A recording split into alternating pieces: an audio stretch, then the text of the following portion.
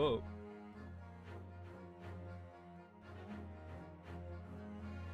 We're back in the courtroom.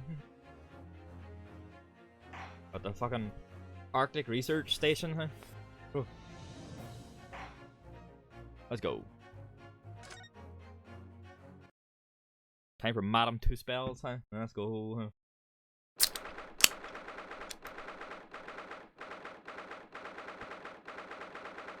Alright. 24th of October, 11:53 AM, the Old Bailey, Defendant's Antechamber. Ah, the Knight Errant himself. Oh. Have you been watching from the gallery, Mr. Sholmes? I've been on the edge of my seat the entire time. Courtroom trials are fascinating affairs. As a spectator, at least. Glad you've been enjoying yourself. Professor Herbin. I have to ask. What on earth is going on? It makes no sense. What's this professor business all about? He doesn't look like any professor I've ever met before. Who even is he? Ah, of course. You were in Germany already 10 years ago. Yes, the professor. When I discovered he was the one who had been abducted, a sense of foreboding stirred within me. Who knew the monster would come knocking at your door? My heartfelt sympathies.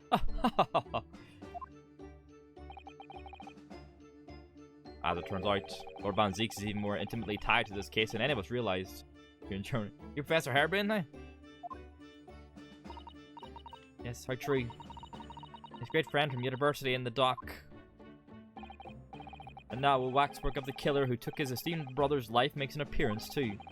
I imagine even the shrewd Mr. Reaper failed to foresee that kick in the teeth. An extraordinary move on your part, my dear fellow, to throw that in front of the man. You make it sound deliberate.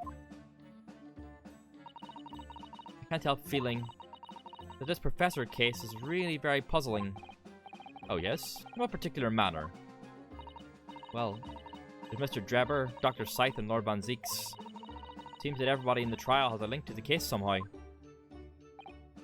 Yes. In fact, I alone am not a member of the set.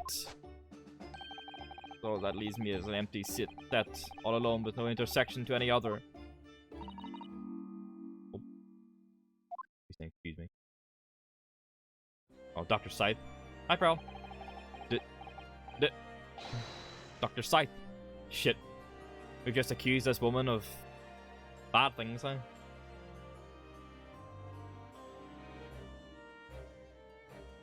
Hello, my friend. How you doing?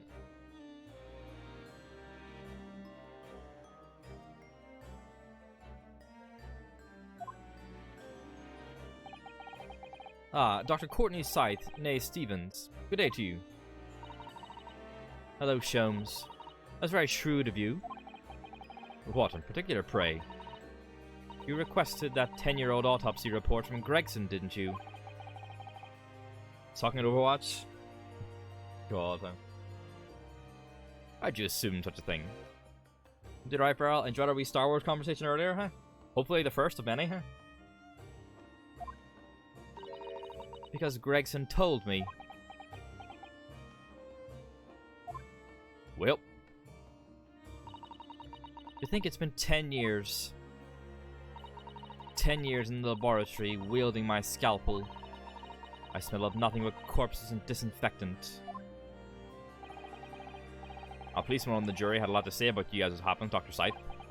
And I've accused you of being complicit in what happened. I'm hoping you'll take the stand and tell the truth about what really happened. That certainly won't be possible. Eh? Lord Van Zieks won't be summoning me as a witness. Lord Strongheart has forbidden it. Lord Strongheart? The Pandora's box you were warned about. It's a professor case. Please don't make the mistake of thinking you'll get any information about it out of me. Attempting to hide from the truth. That's cowardice. I've always fought crime in the way that I see fit. I have no regrets, none at all. And that's all I came here to say. Fucking getting water from a stone now. So, good day to you. Well. Mentioned it too, this Pandora's box. Whatever does it all mean? There's really no cause for concern. I assure you, when the trial resumes, the meaning will become all too apparent, whether you like it or not. Huh? Now then, I believe it's almost time. I must make my way back to the public gallery. The edge of my seat awaits. I think maybe you're enjoying yourself a little too much. Ah yes, one word of warning before I go. If in the course of the trial this afternoon you perceive even a shadow of doubt about the truth, don't let it out of your sight. Pursue it like a dog with a bone. The bitter end, you understand. Do not falter, whatever may come to pass. Alright, chums. Alright, I understand. Thank you. Good. I shall make myself scarce then. I purchased a bar of caramel earlier, so I shall be gnawing on that as you gnaw away the truth. Chums is caramel, huh? Caramel. What did that warning from Mr. Shums really mean, I wonder? Especially the bit about whatever may come to pass.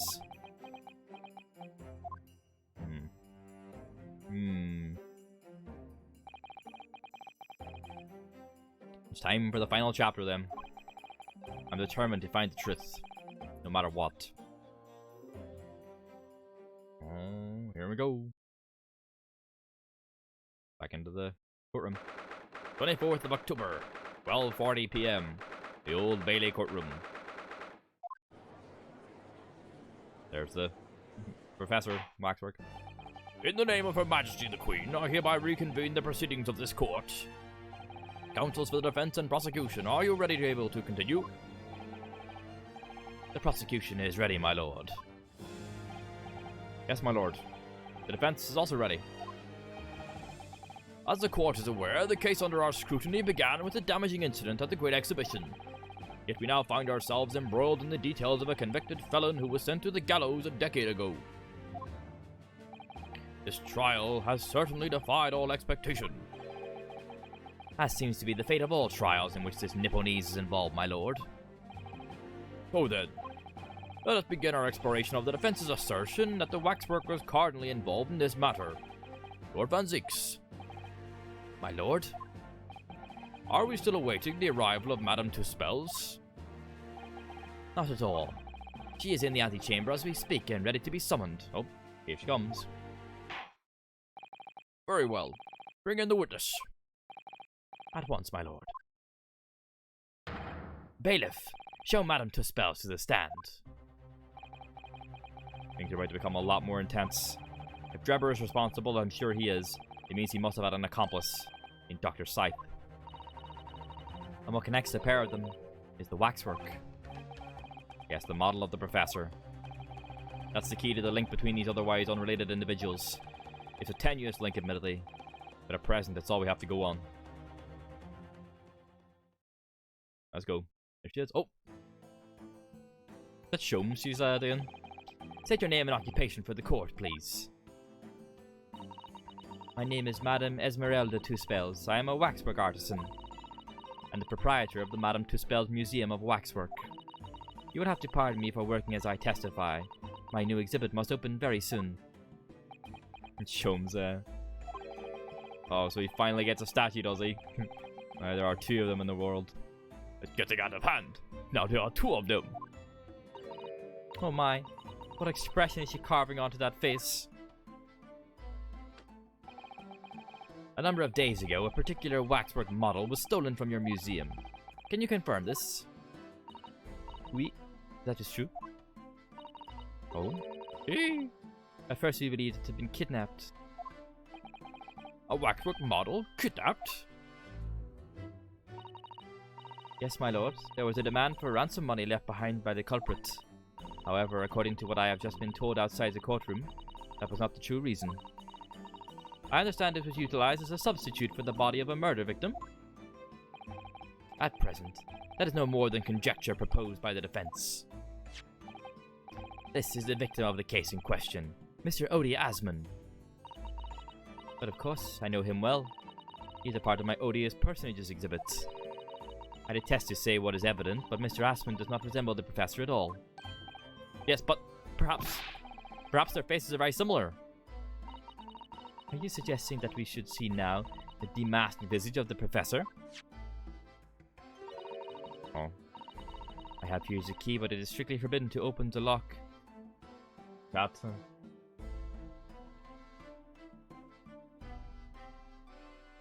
Very pretty. This is absurd. Pardon? I don't know what face you've carved onto your fancy figure beneath that mask. But clearly it won't be that of the actual killer. And no one knew, right? Indeed. The man's identity was never made public after all. The trial took place in a closed court. The proceedings were strictly confidential. The condemned man was summarily executed. His identity remains a closely guarded national secret. There is no possible way that a repository of tawdry exhibits could get its hands on that information.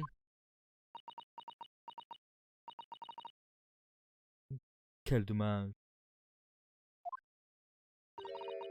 It would seem you are unaware of the Tuspel's principles. What principles? The family Tuspels has always prided itself on sculpting its models à la perfection.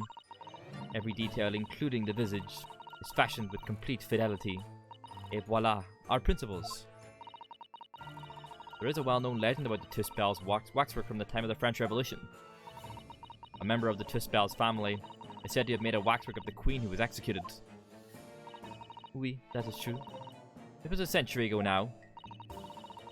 I believe the queen's face was carved in the minutes following her death, actually at the guillotine site. You are correct. The model is on display still today in the House of Horrors. We Tuspels will stop at nothing to obtain a faithful replica of our subjects. Dear me, a somewhat disturbing tenacity of purpose. It is the only way to obtain a truly lifelike representation of the subject. And it has been my family's secret for generations. Do you mean to say that beneath that mask? Oui, the true visage of the killer is there. Oh, damn. This is ludicrous. It's out of the question. The professor spread terror throughout Great Britain.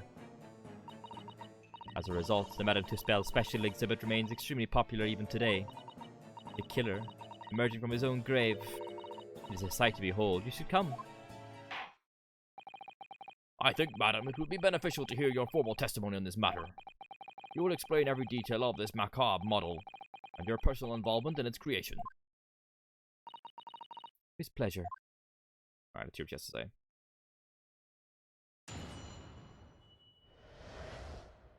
The Professor Waxwork. The special exhibit in the House of Horrors is based on a rumour that shocked society in London.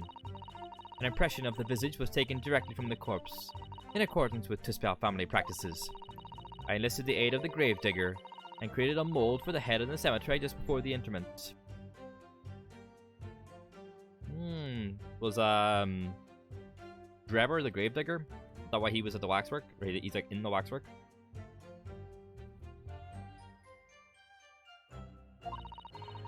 I hid myself until he gave me a signal. I was there for a very long time that night. As dawn approached, I was worried that I could be discovered.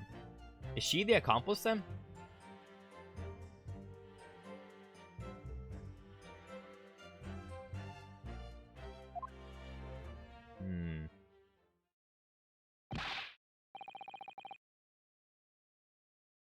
The gravedigger? The man sanctioned this? Oui. I will do all that is necessary to achieve the true resemblance my family is celebrated for. Nobody else knew. Only the gravedigger. What harm did it do you, huh? Drebber was the gravedigger, though. So you truly saw it. The face of that monster. Naturally, I was aware at the time that his identity was a secret. But Tuspels would not be Tuspels if we did not insist on absolute fidelity to our sculptures. I don't believe this. I myself have seen the special exhibit at your museum, madam. A truly blood-curdling scene in which the murderer is emerging from his own grave. The scene it depicts was the subject of many rumours in London 10 years ago.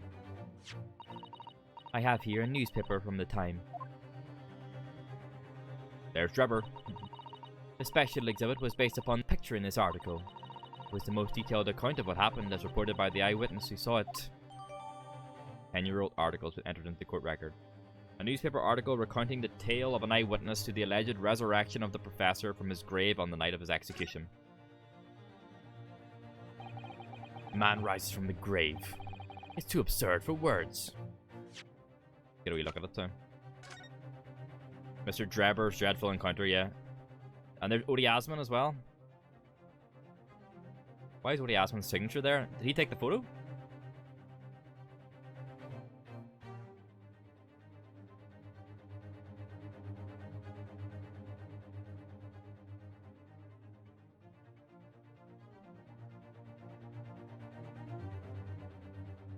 Yeah, it says here on the side, it says, at Lowgate Cemetery, just behind the prison, on the night of that foul demon's execution, the newly interred professor forced off his grave cover as he clawed free of the earth. The young man who witnessed the scene was on the verge of raising a shriek when, in the next second, a gunshot rang out suddenly from behind. The bullet pierced the resurrected man's chest, whose breath then stilled once more. The youth then finally released the scream he had been holding and ran for his life. The university student who experienced this shocking event is Mr. Enoch Drebber, a disciple of science at the University of London and a resident of his student dorm. So we saw his, like, the waxwork of him. We knew it was him anyway, but the fact that Odie Asman's signature is here is interesting. That's the victim in this case. But why is Odie Asman also involved in this 10-year-old case?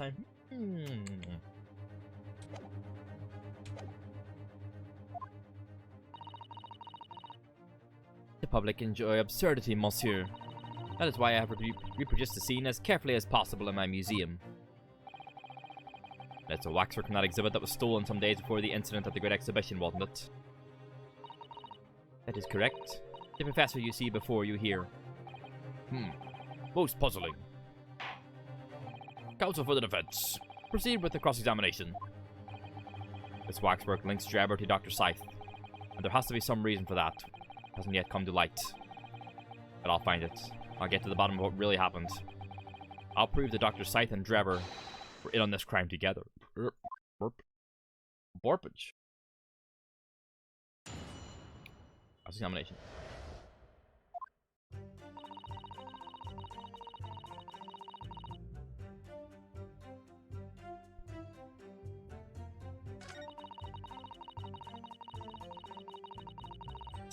Tab him through it again here quickly.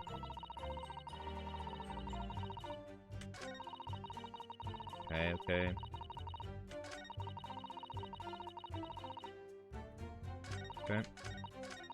Right, so you said, the special exhibit is based on a rumor that shocked society in London. Okay. So just about the professor, but we'll ask her about it anyway. Hold it! And that rumor would be a 10-year-old tale now, but one that no Londoner would ever forget. Ah, right. I know just what you're talking about, I think. Of course, it couldn't be anything else. Yes, that story will never disappear. The tale of the condemned killer rising from the dead. That is the central attraction of my house of horrors. The rumor was whispered all over the city. It was like this. It was in Lowgate Cemetery behind the prison, in the dead of night after the execution of the killer. The interred professor slid back the stone slab covering his tomb and emerged from his grave. A young man who witnessed this felt a scream welling up inside him. But an instant later, he heard an ear-splitting gunshot from over his shoulder. The bullet struck the emerging corpse, and he fell motionless once more. The scream finally found its way from the mouth of the young witness, who turned and ran for his life. The corpse climbed out of his own grave? And then somebody shot him? Who was it? Nobody knows, even today. But remember, it was just a rumor. Perhaps nothing more than a ghost story. The good people of London, they love stories like this. That is why it was in every newspaper across the capital. But was it just a story? I mean, this is exactly the scene that can be seen today at your museum, isn't it? Oui. The special exhibit was modelled on that very illustration. Or it's an illustration, not a picture. The Odie Asman drew it then. For a while afterwards, the contents of that article were produced in every newspaper imaginable. Madam, might I say something? Please go ahead, mademoiselle. When something is described as a rumour, it doesn't necessarily mean that it's entirely made up. I believe that often rumours contain elements of the truth. I see that people from the East can be just as astute as the people of Europe. Can we be sure, for instance, that the professor's execution was successful? What was he killed? It's not possible for the dead to come back to life. Sorry? 10 years ago, I was there in Lowgate Cemetery. After the criminal known as the Professor was killed by hanging. I took a wax impression of his visage from the corpse just before it was interred. So I can assure you, the man was dead. I see. It would certainly appear that the condemned man suffered the intended fate.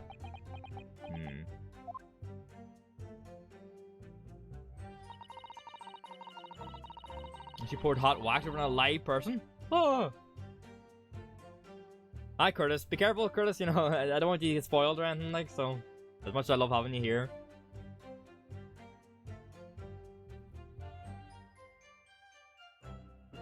We're getting towards the end of the case, Curtis, so just be very careful.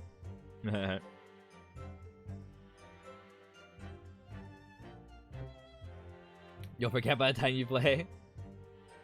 Okay. Bum bum bum bum. Hi Leo, you alright?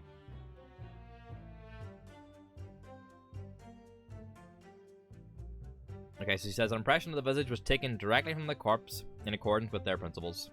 You're sleepy? Oh no. Oh, I wanted to press her on that. Okay, press her on that. Is that true of every waxwork in your museum then? It is. Assuming the subject is dead, of course. Light subjects have to cooperate in a similar way. I have letters from imprisoned criminals all the time, you know. Oh. What sort of letters? When my time comes, please make a waxwork of me.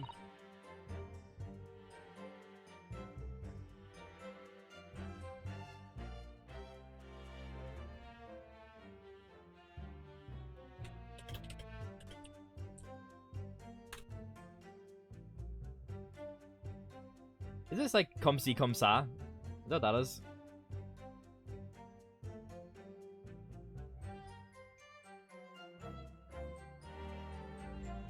Okay. The squigly scared me, huh? Oh! My museum is famous, monsieur. To be made into a waxwork is an honor. And for some criminals, a symbol of status even. Because nothing says hardened criminal better than wax. It is thanks to one killer in particular that my museum has gained such popularity in London. I refer to the star of the special exhibit, of course. The Professor, whose form you claim to have captured by taking an impression from the actual corpse. There are no exceptions to the principles of two spells.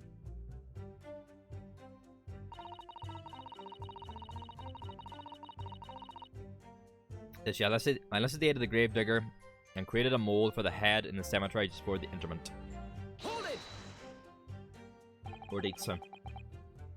Surely that's illegal, isn't it? It's the same case, Rob.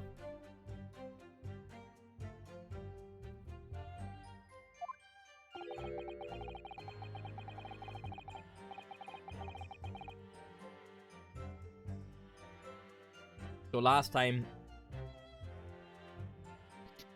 we proved, or we seemingly proved, that there were two bodies, right?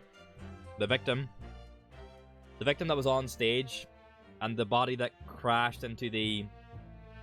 Well, the body that crashed into the tower, right? But because we were presenting that the waxwork was the other body used, they had to get her in to talk about it, basically. So that's why she's here. But it's seeming that the whole event 10 years ago involving the Professor, the murderer, is a lot more tied up with the events going on currently, as we've been led to believe. So we're probably going to find out the identity of the Professor, and it's probably going to impact all the characters here. Hi, Emmy, you alright?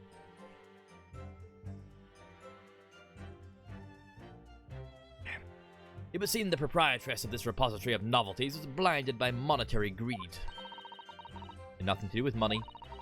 The man is part of London's criminal history. That is why I had to sculpt him, to to record this history. We're already posted. Good. Is the good with multiple O's indicative of the grades?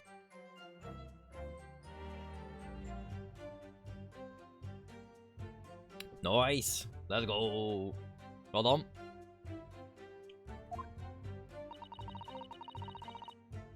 What the fuck is this? I don't speak French, chat. Is that like the true purpose or something like that? Is that what that means? Oh, fuck's sake. A person's thing is their purpose or reason for living. I'm just too good, Ty. I don't even speak French. I don't know what you're talking about, Ty. All the context all the time.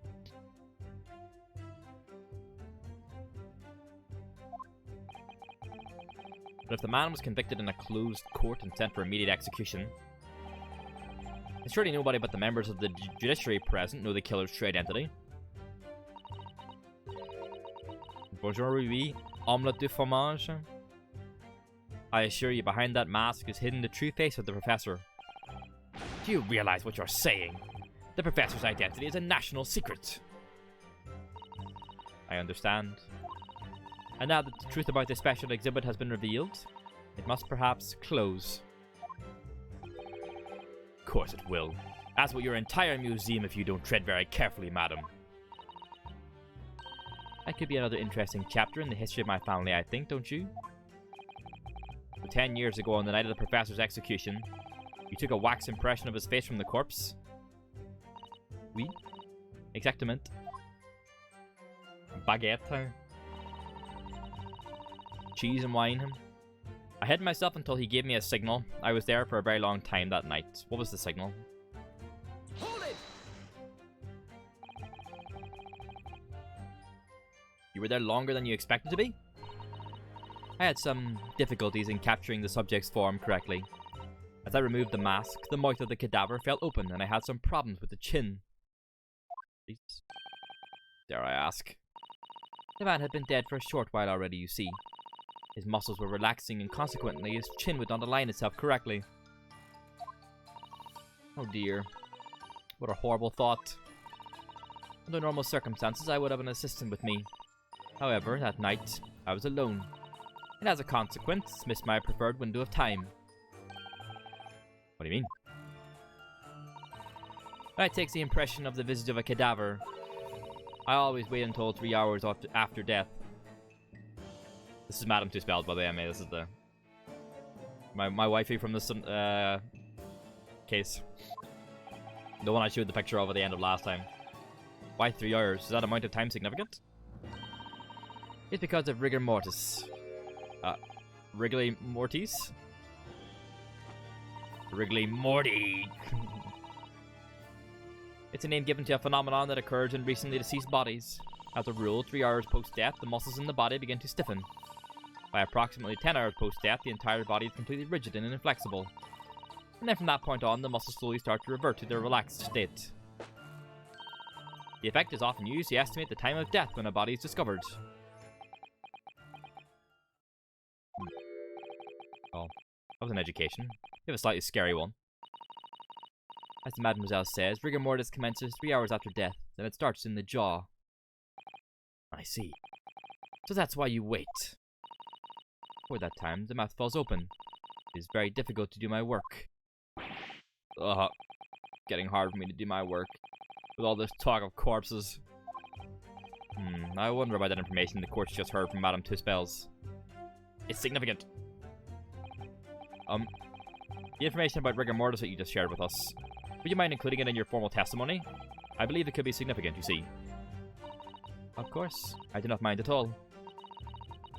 I can't help feeling that after this latest topic, the atmosphere in the courtroom has become extremely grave.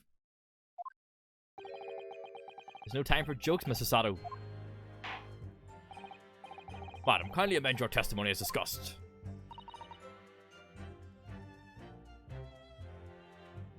Bien, sir. Gracias. Every French line is just gonna be Brad Pitt from Inglourious Basterds. So.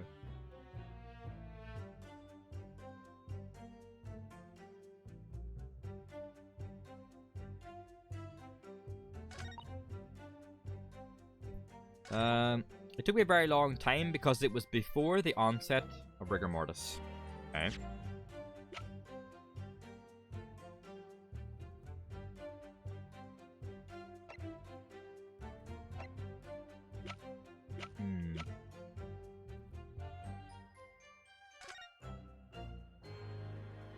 Midnight.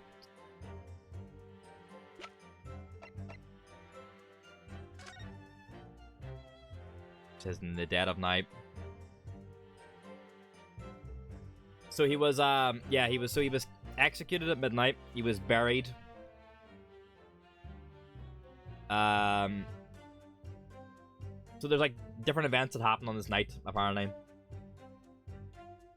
She looked at his mask, and he also apparently rose from the dead and then was shot and fell back into the grave again. But Drebber has the he has the shovel. So I assume he's the gravedigger.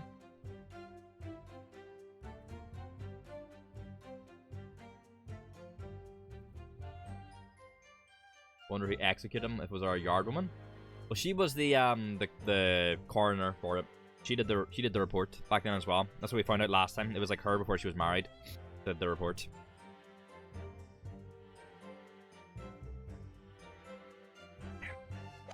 Where was it? It was here. Courtney Stephen. That was her before she got married. She's Courtney's scythe now.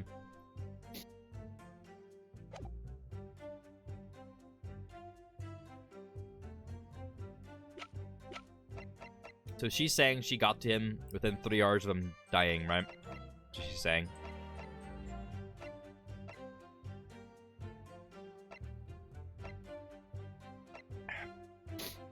Okay. Press run this again. Rigor mortis being the phenomenon you described, whereby the corpse becomes stiff after death. I think he said it starts at the jaw, about 3 hours post-death. Is that right? Oui. C'est ça. C'est ça. Of course, the exact duration depends a little on the season. Didn't realize a waxwork artisan would be so well versed in the subject. No. That is only the elementary knowledge in the field of legal medicine. I had no idea about it, but maybe I won't admit to my ignorance about forensic science. I could ask my father to give you a very simple primer if you like. I think corpses here be your domain. I'm not good with them. Oh dear. I'll do my very best. Ugh.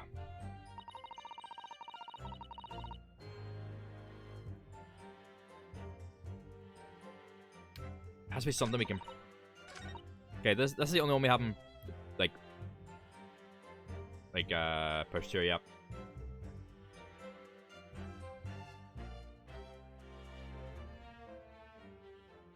I think that's where I'm with it as well, Emmy. Yeah, I think that's kind of where I'm at as well.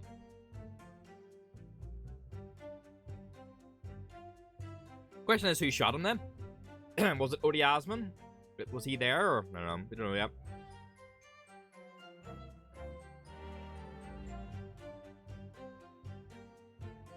Which makes me think that maybe...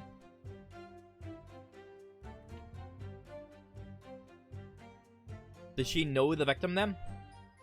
If she's like trying to like hide their identity, like, and try to like get them off scot-free or something like that, maybe. But then, like, did she know the person? I mean, right. Let's press her on this last one. But as dawn approached, I was very worried that I could be discovered. Right. Hold it. You say that dawn was approaching? What was the time of day then? Approximately. Well, I could not say. When I left the cemetery with my utensils in wax, the morning light was becoming visible. The execution took place on the 17th of June, which had the earliest sunrise of that year. Indeed it did. First light would have been at around 4:40 in the morning. But it really is early. The fact is I had very little time, so I finished my work in half an hour. It was nearly necessary to complete the impression and bury the body before daybreak, of course. If somebody had discovered me there, it would have been a catastrophe, so I had to hurry. Is it me or does Mr. Sholmes seem to be taking shape more quickly now too? The waxwork. You certainly appear to go to extraordinary lengths for your work, madam. I wonder, is what she just said particularly significant? Yes. I don't know details about how long it took you to complete the sculpture and the early sunrise. Could you include them in your testimony? I believe they may be significant. Of course, if you would like me to. You're quite right, Mr. Naruhodo. It is intriguing. A sunrise at 4 in the morning would be absolutely unimaginable at home, wouldn't it? Not what I meant. Yeah. Not quite what I meant by significant. Kindly amend your formal testimony then, madam. It's pleasure, my lord. What's she gonna say?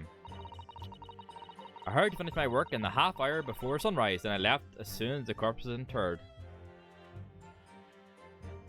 So if we're saying he died at midnight, then... Yeah, exactly. Yeah. If we're saying he died at midnight, then the rigor mortis would have set in by 3 AM. Was she saying she finished around, what? After 4?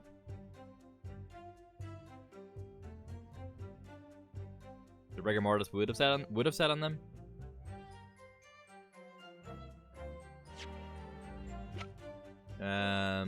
We don't really have anything to show right now. You need to press her again.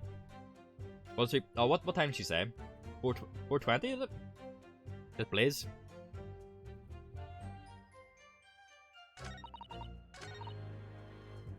He said 4:40, right? 4:20 was? Oh, okay. Right, we'll press her again, time. Pressing fucking everything, time. Did you have reason to believe you might be discovered once the sun came up or something? I think it was 4:40 because it was 4:20. I would have made a stupid weed joke or something like that. I had paid the gravedigger money to keep my little secret, of course. It was the morning light. I knew that the warden from the prison would commence his patrol of the area. Couldn't you just paid off the warden too then? I had already paid the gravedigger, as I said. You cannot buy the silence of everyone, or the secret is no longer a secret, eh? The sunrise was at 4:40 AM that day, which means that it would have been around 4 when you began your sculpting work. That must be correct. That would be when the gravedigger gave me the signal to come out of hiding. The rigor mortis is definitely set in by that stage then.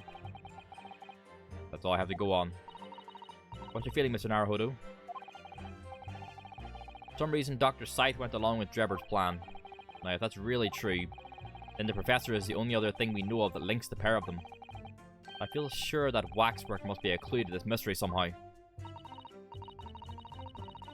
that case, we must use this cross-examination to uncover exactly what it means. Otherwise, the jurors are sure to revert their leanings, and the trial will be over.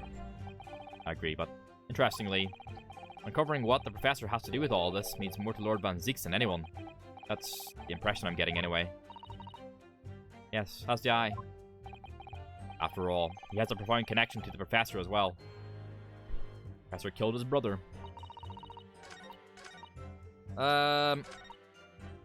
Because it was before the onset of rigor, like, but we can't like do these two. We can't like pin her words against her. We had to present her with something. Let's see. Right, we need stuff that relates to the killer.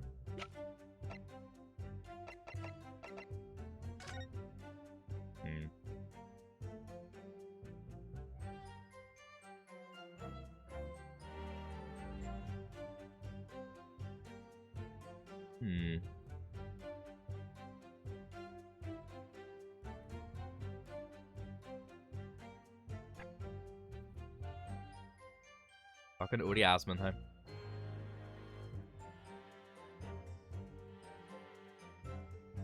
Oh! It took me a very long time because it was before the onset of rigor mortis. The only thing we have relating to the actual crime is the article, which is the tale of the resurrection, and the killer thing, which confirms it at midnight.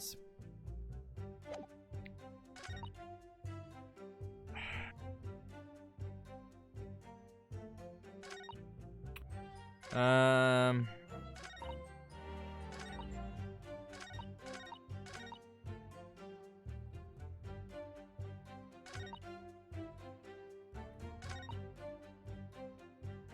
We need something about, like, the... Well, yeah, her times don't line up. Yeah, if I had something to show at this one, like about the sunrise or something, then we could bang, like, whack it here. Or something here about the rigor mortis, but we don't actually have a piece of evidence about it. Maybe we can present the file here because it had the midnight on it, and it would have been too late. Maybe we can do that. I'm going to save here. That's what I'm thinking. Talks about leaving just before sunrise, and we have the file that says midnight, and that's like a timing issue. Maybe that's what it'll be. Cheeky save just in case. Alright, let's present this. Objection. Nope. Well, what can you do?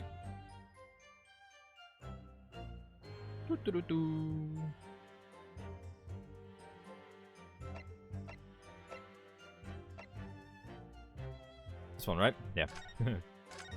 Well, doesn't happen, huh?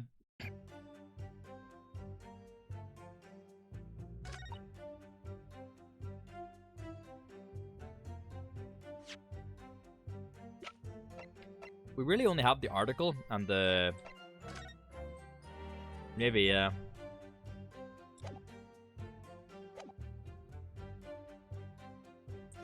Yeah, it's the only real thing we have with timing on it. Objection. There we go, yeah. We're along the right lines, just the other one. Madam Tuspels. I have here an autopsy report that was filed 10 years ago now. I suppose nothing that was said ever actually referenced midnight. Like, I just had it in my head and I was just like, applying it to everything. But it never actually got brought up, I don't think. They just said in the middle of the night. I have here an autopsy report that was filed 10 years ago now. It confirms the death of the professor following his execution at the gallows. And? Is that a problem? What were they saying? Yeah, rigor mortis is what they're saying. Yeah, that's the way it's spelled in this as well. Is that a problem? I leave it as because your testimony and a particular detail in the report completely contradict one another. It's about rigor in this. Koi. It's like quoi? What's that thing? Are you going to explain yourself, my Nipponese friend? According to her testimony, Madame Tuspels was creating her wax impression just before dawn. And at that time, rigor mortis had not yet set in. Am I correct so far, madam? You are, yes. As I said, the stiffening of the jaw is the first sign of rigor mortis, 2 to 3 hours after death. 2? You're losing yourself even more, huh? You're making it fucking earlier and earlier. But the man's chin was limp, so he cannot have been dead for a long time.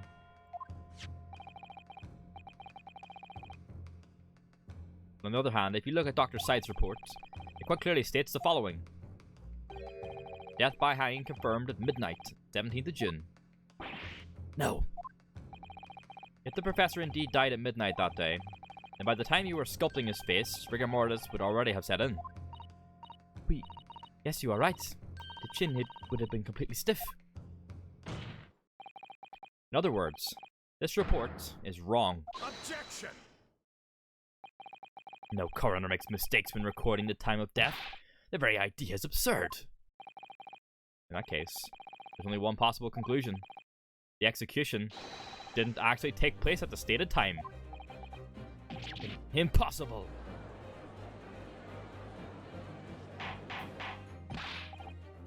Order, order! Counsel, this is beyond folly. Not only do you indict the author of the report, Dr. Seid, but you also implicate members of staff at Barclay Prison where the execution took place.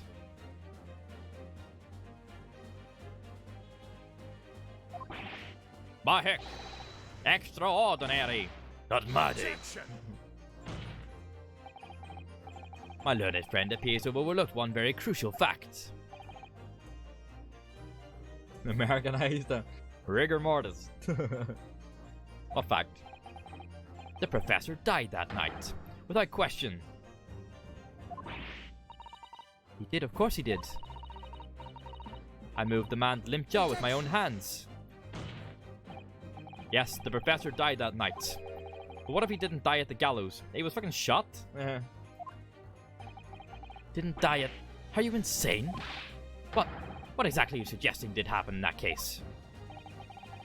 It's almost impossible to believe, but it would explain the link between Dr. Scythe, the professor, and that one other person of interest, Drebber. I have evidence that will explain exactly what I'm suggesting happened that night. The newspaper article. Right, the details that there was a gun shop. Counsel, present the evidence at once. The evidence that allegedly explains what really happened on the night of the professor's execution. This fucking one, bye. Take that! What happened that night is written very plainly in this newspaper article. Executed criminal returns in the dead of night at local cemetery. You're suggesting it was a corpse coming back from the dead now? Well, if this article is to be believed, yes. The professor, assumed dead following his execution, emerged from his grave and was killed again. Objection! Don't be a fool. That's simply a rumor published by the gutter press. Can you be certain of that? Are you serious? The point is, the article says there was a witness to what happened. My word. Yes, indeed. Mazwa. Mazwi? Mazwi. The young man who stole into the cemetery by chance that night. Objection! Of course there was a witness. The story didn't write itself, but obviously the man made it all up. And in any case, it was 10 years ago now. There would surely be no hope of finding him. Maze Windu. Ah! Friend of base! Jar Jar. There would surely be no hope of finding him. Objection! It was Drebber. On the contrary, my lord, we all know this witness well. What? Are you suggesting, counsel, that you've identified the person in question? That you know who claims to have seen these utterly incredible events take place? Yes, my lord. In fact, you could say that he's right here before my very eyes. Let's go. You will substantiate your latest claim now then, counsel. Who is the alleged witness of this staggering scene from the cemetery 10 years ago? 1. Enoch Drebber. Take that! The man in question is Mr. Enoch Drebber. Drebber? The previous witness? The special exhibit in the House of Horrors at Madame Tussauds Museum of Waxwork recreates that decade-old scene in great detail. You go full goth too. Well, he supposedly what happened is his hair turned white or something, from the shock.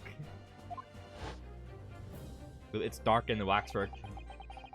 A condemned criminal emerging from the grave, and beside the tomb, a young man with a lantern stumbling upon the terrifying sight. And that young man is a 10-year younger Mr. Enoch Drebber.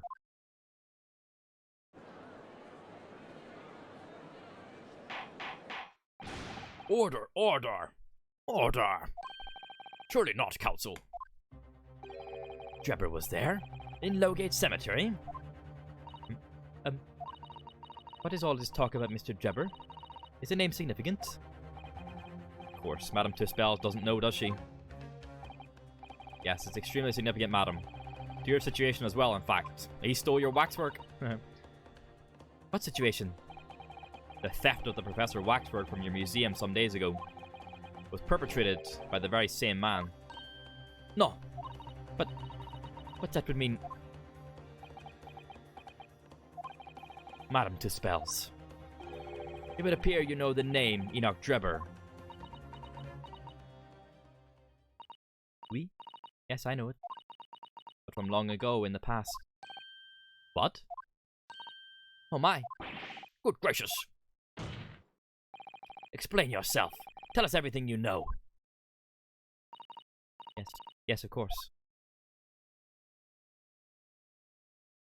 Oh. The story of the young man and the terrible sight he witnessed in the cemetery 10 years ago was published in every single newspaper in London and throughout Great Britain. However, in all the articles, The witness was simply described as a certain young man. No details were published about his identity. His name was never revealed. That is, apart from in one newspaper, the one we have, right, said Enoch Drebber on it. Yep. The Daily Circus. It is the paper from which comes the article I've already shown the court. You're saying that his full name was only publicized in this article? Goodness me, yes, here it is. The university student who experienced this shocking event is Mr. Enoch Drebber, disciple of science at the University of London, and a resident of its student dorms. Unbelievable.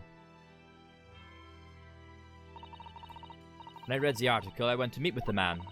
His discovery of the condemned criminal coming back to life in the cemetery in the dead of night would make a perfect exhibit for my House of Horrors, whether it was the truth or not.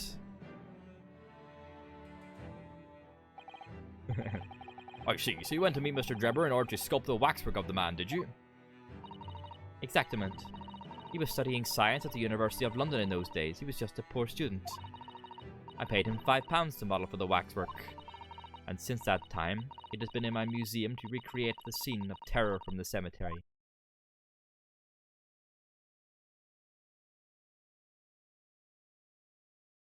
Well.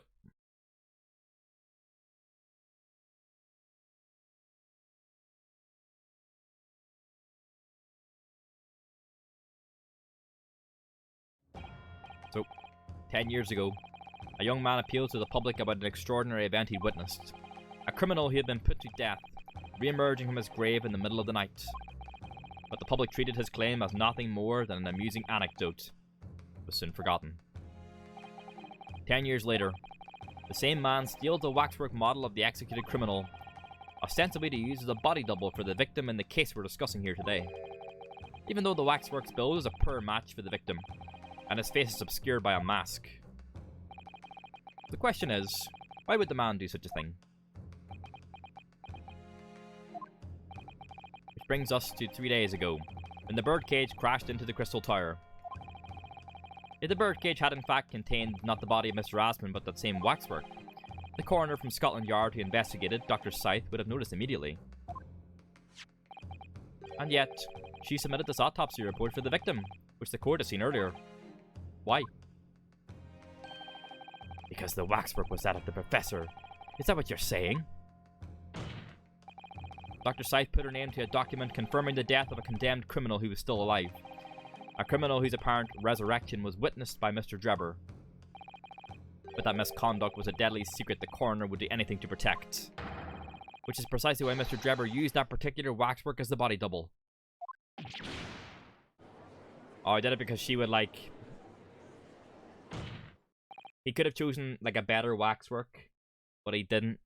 He could have chosen a waxwork that was more like the victim, but he chose this one because he knew he would buy her silence, just with its appearance. Because he's like, I know what you did. Kinda.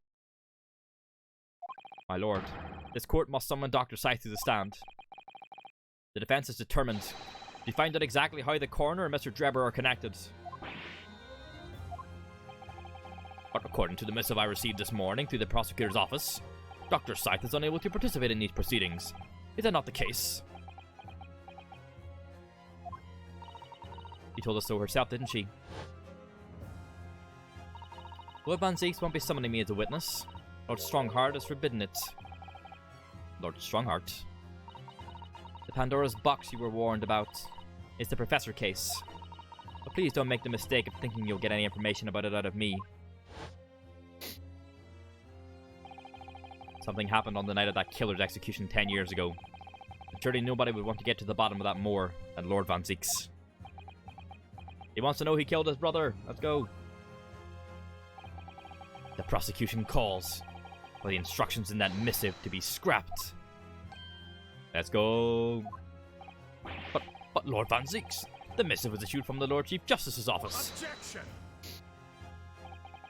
The assigned prosecutor has the final say on policy in any particular trial. In other words, me. Yes. Let Enoch Drebber and Dr. Scythe both take the stand together. Let's go. Hey, Van Zieks, he's a racist, but he's a racist piece of shit. But he's very fair as a prosecutor, which I really like. Like, whenever Renosuke will say something, like, reveal something, you'll be like, okay. Like, if it reveals something actual proper. Order, order, order. Very well, I will oppose your request. Bailiff, send a subpoena with immediate effect addressed to Dr. Scythe of the Forensic Investigation Team. The woman is compelled to attend on Her Majesty's orders. Alright then. Enoch Drebber and Dr. Scythe. If they weren't colluding with one another, this crime could never have been committed. I'm just a stone's throw away, I can feel it. The truth behind all of this is about to come out. Let's go.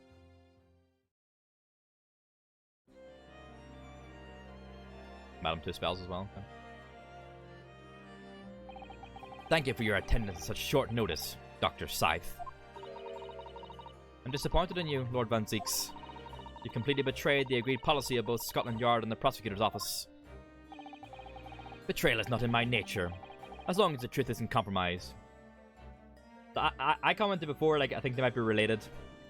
But remember, Drebber's hair wasn't originally white. Remember, it was brown. Brown or black, whatever, and it turned white. So. If it is, if there's even a hint of wrongdoing, then no matter whom it concerned or disgruntles. Have you heard it wasn't either? Fair. Fair. Yeah. I will pursue the matter to the bitter end, as would any prosecutor worth his salt.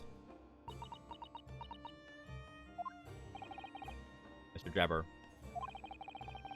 You took the victim's life by means of a machine that you constructed in your workshop. And Dr. Scythe. As the investigation coroner, you were the first on the scene to examine the victim's body. It is the belief of the defense that you collaborated with each other and were both complicit in this crime. And where's your evidence? At present, we have no definitive evidence, but we do have a very significant clue. What are you talking about? I'm talking, of course, about the waxwork. This model of the killer known as the Professor, who was sentenced to death 10 years ago. You don't need to tell me. I witnessed the man's execution with my own eyes and officially pronounced him dead. That remains to be seen. Is that so? According to newspaper reports from the time, on the night following his execution, the killer came back to life. Don't waste my time. Sorry. And the sole witness to that mysterious event was you, Mr. Drebber, wasn't it? If what you saw in the graveyard that night 10 years ago wasn't some chilling fiction but reality, it would make you privy to a very great secret of Dr. Scythe's. A secret so profound it could compel the coroner to agree to collaborate in your evil scheme, in fact. He had dirt on her.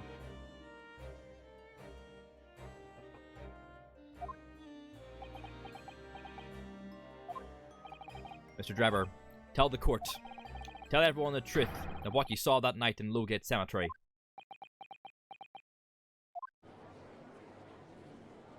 He was the student who saw it.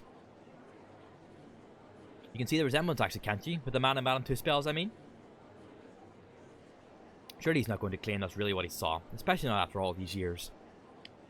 He was a research student at the University of London, was he? And a bit too clever for his own good, if you ask me.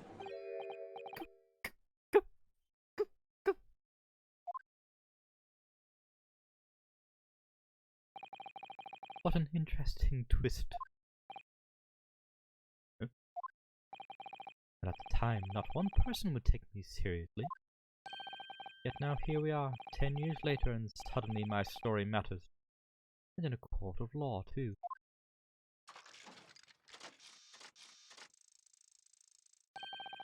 Very well, then. Everyone so wishes.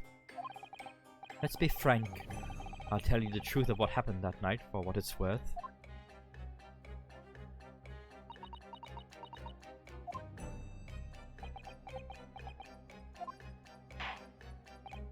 So, Mr. Drebber, your testimony, please, about the events of that night, 10 years ago. You will tell the court exactly what you stumbled across in Lowgate Cemetery. Yes, of course. As you wish. What's he gonna say? in the cemetery 10 years earlier. The reason I was in Lowgate Cemetery at all 10 years ago was for a spot of moonlighting, shall we say. Yes, the illustration in that newspaper article was based on what I witnessed that night. But thinking back now, I realized that I never actually saw the professor.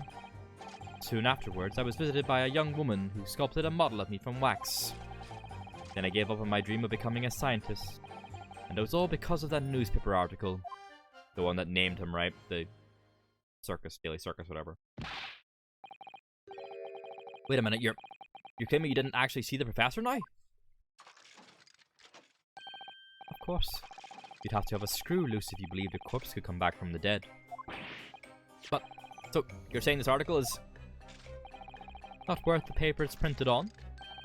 I think that would describe it perfectly, yes. Ah! If the details in the article aren't true, it nullifies your argument for why Mr. Drebber and Dr. Scythe would have been working together. He's discrediting himself to cripple my argument. Tell me, witness. You claim to have been in the cemetery on some auxiliary business. Can you elaborate? That's right. Grave robbing, to be precise. That's why I had the shovel. As you know, Lowgate Cemetery is at the rear of Berkeley Prison. So among students at the university, it had a reputation for being haunted by the ghosts of condemned convicts. Grave robbing, you say? Yes. Exhuming fresh corpses to sell is reasonably lucrative. Of course, I never laid a finger on any valuables buried with the dead. So you're one of the so-called resurrectionists, a particularly unpleasant scourge on society. Actually, my fellows and I went by another name. The Repurposers. That is quite beyond the pale. You would invite divine retribution, sir. Yes, well, I think I suffered retribution enough. What year is it set in? It's like the Edo period of Japan. It's quite like it's in the past, like. See.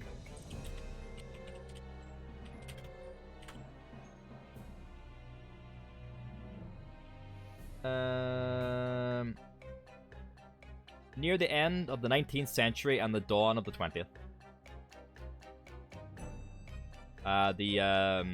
The Meiji period, and in Japan, and the Victorian era of England. Yes, well, I think I suffered retribution enough.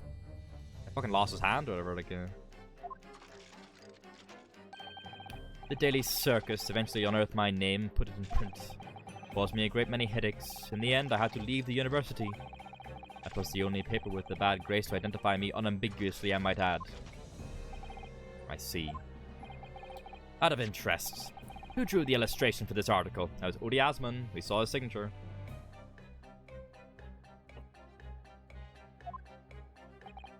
Ah yes, that was the reporter who exposed me. He sketched that right in front of me as I described the scene. Are they gonna name him, or is that something I'll like know up here? Obviously, as time ticked on, I bitterly regretted what I'd done. See, they're not saying specifically who did it, which means the fact that I've noticed the signature is a wee bit of knowledge we can keep up here for later. Claiming to have seen something I never truly saw. Foolish, very foolish. And Odie Asman is the victim in this case, so there's another connection. Why was he there as well, you know? Well, counsel for the defense, you may proceed to the cross-examination now. At once, my lord. We'll push him about the reporter, see if he gives us anything.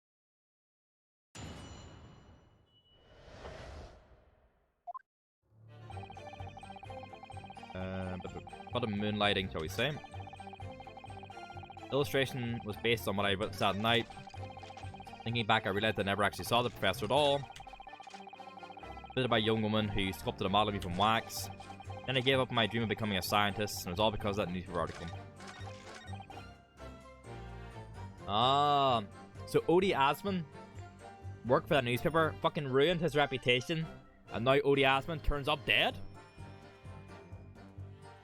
That's unfortunate.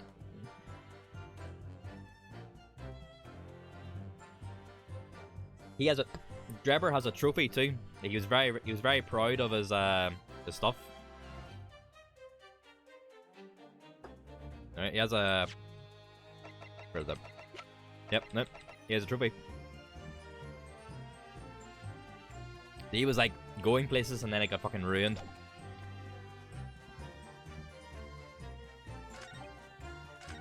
What's this?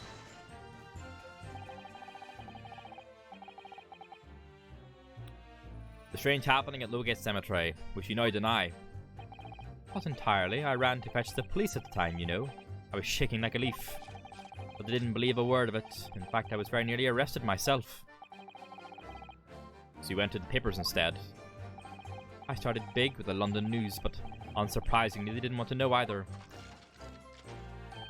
In the end, though, it was reporters from the gossip rags, the gutter press, that came to get my story. Yeah. It spread like the plague through the capital as gossip-hungry Londoners lapped up the tale. The story was in every single paper at the time, with the exception of some broadsheets. And yet only 2 or 3 of them actually interviewed me personally. Most of the accounts turned out to be very interpretive ghost stories. What about the article in the Daily Circus? That particular journalist found me at my dormitory. Yeah, there we go. The journalist, Odie Asman. I don't know how, but he discovered my name. So I recounted to him exactly what had happened that night. He is an eccentric, yes. From your description, he drew this illustration. Look, there it is. There's the signature. Right in the bottom right corner of the picture. Precise. It's the same. So, if they ask us to prove that is indeed Odie Asman, we have that exact same signature. Here. Same signature.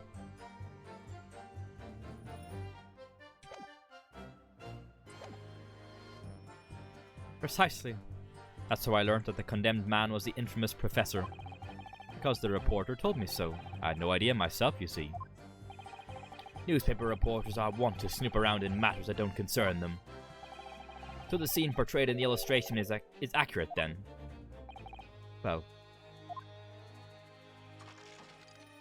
I think he know that. Okay. I'll press everything just so he says, like, he was there for moonlighting. Right, press on it. So the contract is that, yes, they will get the money if they both live. Yeah.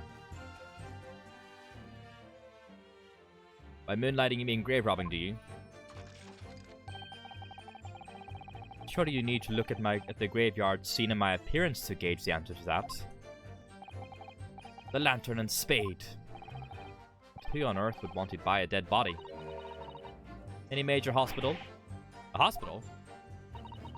In order to better understand the human body, the study of anatomy is crucial to medical science. There isn't a hospital in the world that has enough specimens to work with. Though obviously they can't openly express an interest in obtaining more by dubious means. As aspiring scientists, we young research students had no money to work with, as I'm sure you can imagine. So we made surreptitious arrangements with the hospital via some of our medical student acquaintances. Trevor would supposedly get nothing if Odie Asman died, yeah. I think Trevor got 30 and Odie Asman got 70 or something. Well, and then, like, Harebrain would have got something as well, so I don't know what the percentages would have been. It was 30% for Trevor anyway. Maybe he didn't care. Maybe he just did it for shits and giggles if they fucking kill him. He would never take anything of value from the graves. That was all for the furtherance of science, you see. That's what we all told ourselves every time we stole into the graveyard at night, spade in hand. You realize body snatching is a serious crime. If you were caught, you could expect the gravest of consequences.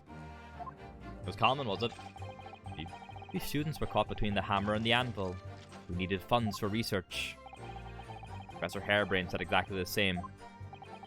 I'm quite speechless at the apparent levity with which you've revealed this abhorrent behavior. Well, if you wanted to know why I was there at Lowgate Cemetery, that's the reason. But I never expected it to end the way it did.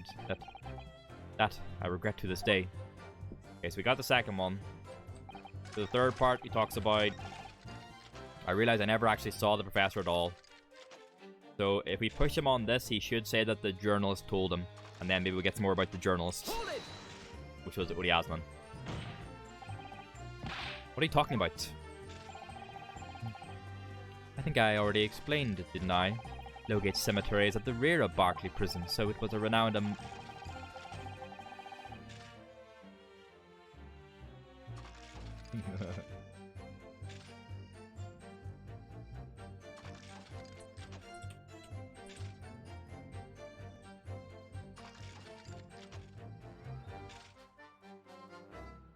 like I got the score message like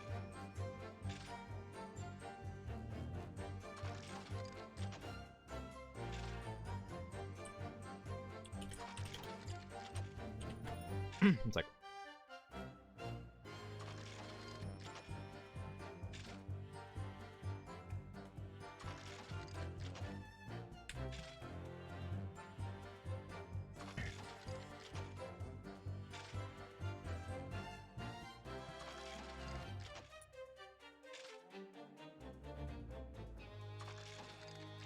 it's like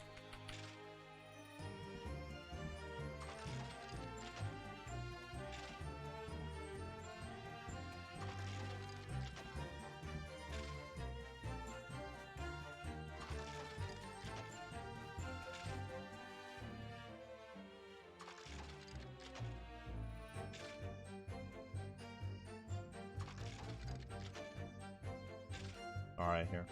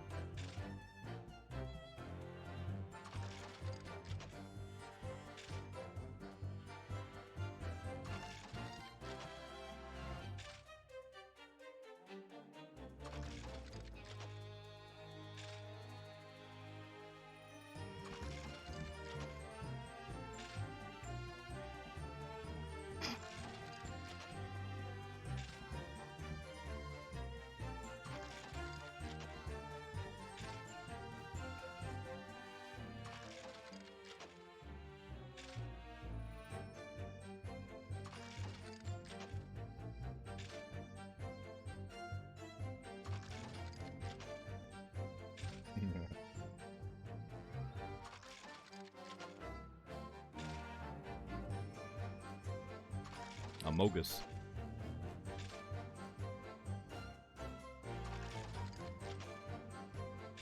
So it was renowned amongst us students at the university for being haunted by the ghosts of condemned convicts. For some absurd reason, I was scared of the graveyard at night, and as a result, only too willing to believe that nonsense about the dead coming back to life. But you said you actually saw it. I said what I'd seen in my mind's eye. After all, resurrection is impossible, isn't it? You'd have to be unhinged to think otherwise. Unless, of course, you have some evidence that proves I encountered the professor that night. Don't know if I do. I don't know. Is there any material evidence that could show he really did see the professor? If we have anything at all, Mr. Naruhodo. I know. I need to present it against that irritatingly backtracking statement of his. Point is, that night was a pivotal moment in my life. What did he say? I never actually saw.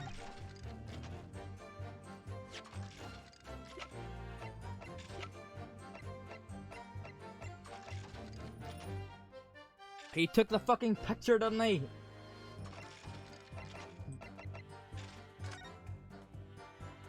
Is there any way we can see the photo? Cover came open. Yes, now there should be a glass plate inside. You could change the plate with each new photograph you want to take, you see. Something wrong?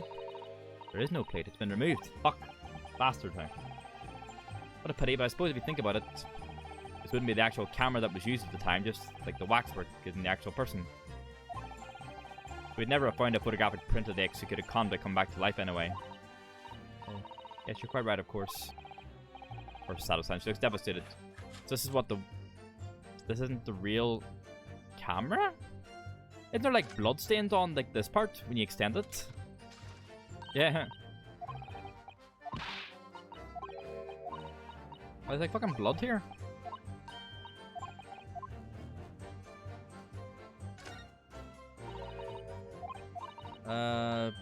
Dark red stains.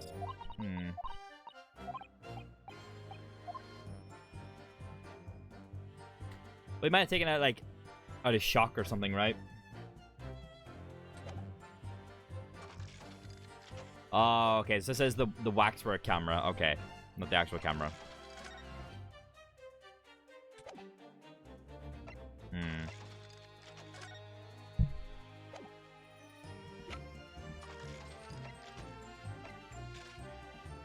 Do we have any evidence that he did actually see it?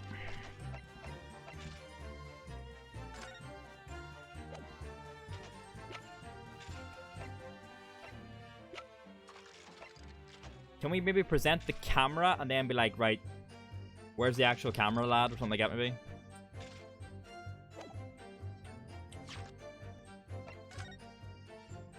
Thing.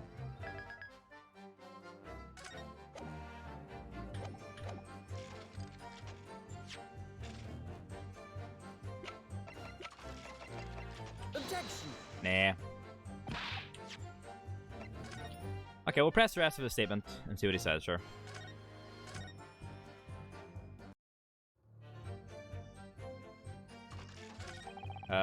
I was visited by a young woman who sculpted a model of me from wax. Right, that was Tuspels, obviously. That young woman being Madame Tuspels, of course. Precisely. I must say I didn't expect to run into her again like this 10 years later. As I have explained, I went by the name published in the article and from I found the man. Yes, the article in the Daily Circus, I think you said. I was a poor student with barely a penny to my name at the time. And the young lady put £5 in front of me. So you readily consented having a waxwork of yourself made and gave permission for it to be put on display. I did. I should sell what little I had to sell, I concluded. I remember now. I purchased something else from you that day, n'est-ce pas? She fucking bought his camera! Ah! Let's go!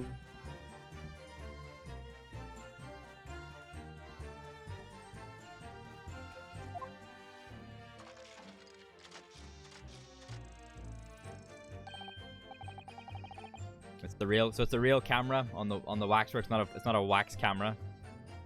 Of course it was. It looked like a real camera. On the bloodstains, obviously. Did you? Can't say I remember. What was it, madam? Tell us what the camera is. Yes, there we go. His camera. Ah. Oh yes, I made a point of taking it with me whenever I made an excursion into any cemetery. You took a camera with you, sir? To what end? To record the details of the bodies I disinterred.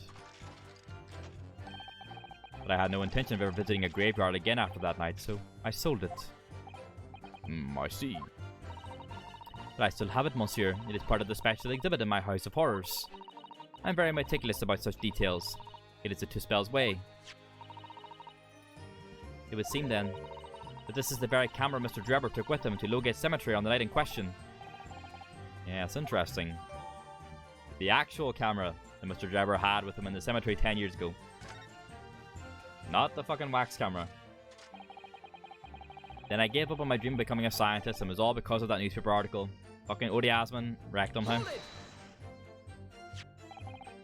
This article, you mean? Published in the Daily Circus? Yes. Somebody informed the Dean that it was my name that appeared in the article, and carelessly let slip that night after night. I was digging up graves.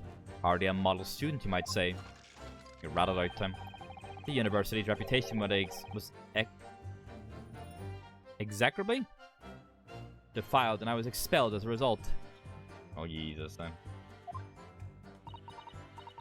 Monty had no idea. And having been run out of university, you found employment in a somewhat specialist trade. You combined your knowledge of science with knowledge of stage magic to create various experimental machines intended to demonstrate never-before-seen technology, and to use those deceptive machines to trick the government and private investors into giving you money.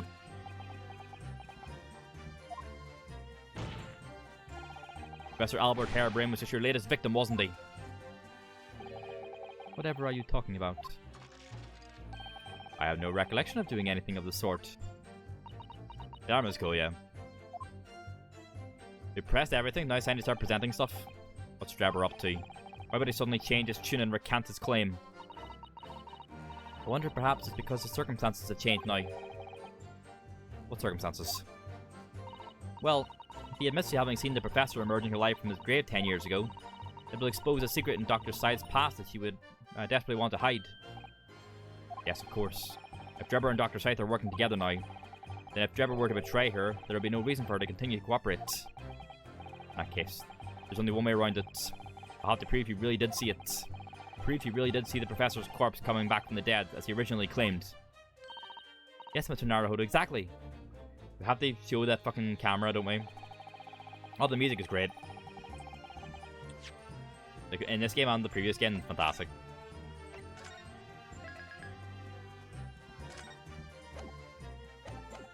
I'm going to try and present the camera at this one. I didn't actually see him. We're going to try and present the camera. Even though the camera has nothing in it. Objection. Fuck. Well. That happened now. Can we investigate the camera a little bit more then now? Or is it still just the same?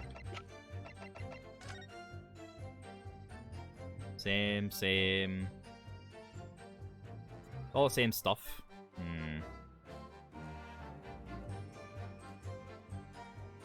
Alright, open up again, sure. He also made a fucking crossbow.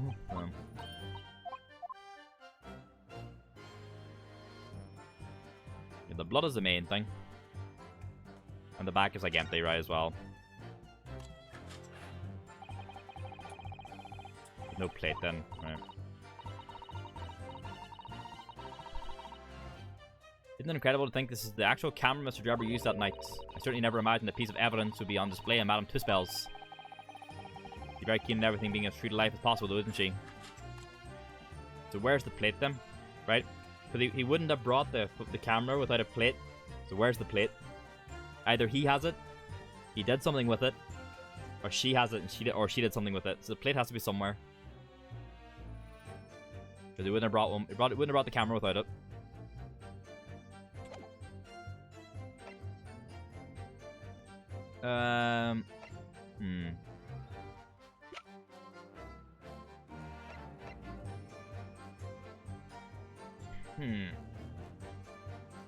What does it say again? Yeah, gunshot rang out from behind. Yeah. The great stink.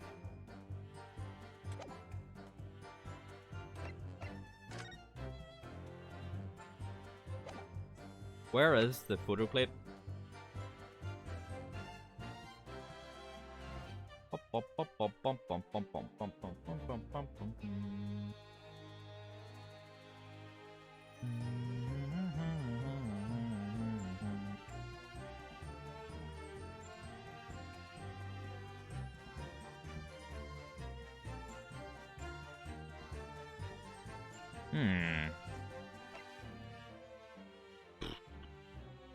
The lens is extended, dark staining can be seen on the bellows, so it's actually recorded in the details, like, but...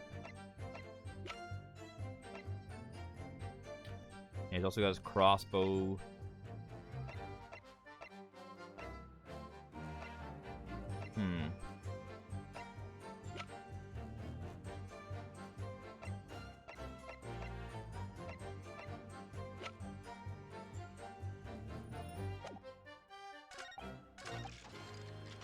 I realized that I never actually saw the Professor.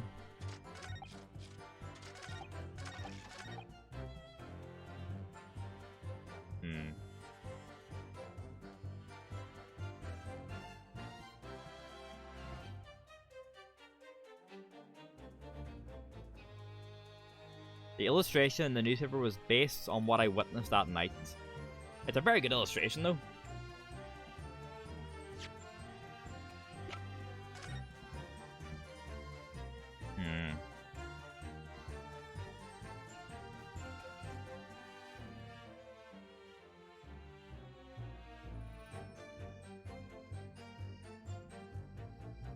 Oh, well, they would have known. They know the image that the professor has the mask. They know that. That was public knowledge. Alright, Noodle. Hope you sleep well tonight. Better, at least. Sure, give me a shout if you can.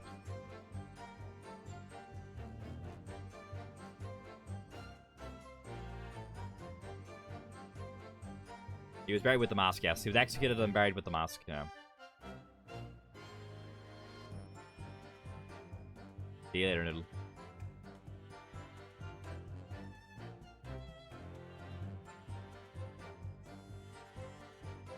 Okay. Right.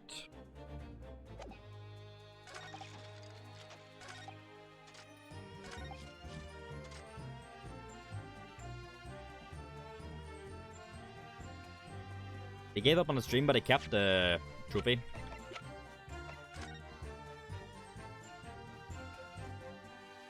It's furthering... What was I? Fostering burgeoning talent for the future of scientific discovery. Fuck, that was hard to read, huh? It's like so fucking tiny and fucking bold text.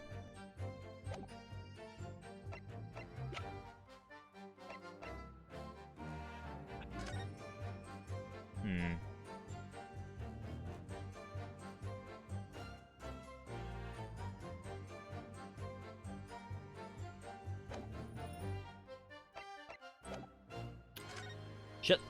Didn't mean to end up. Vibing Curtis sister.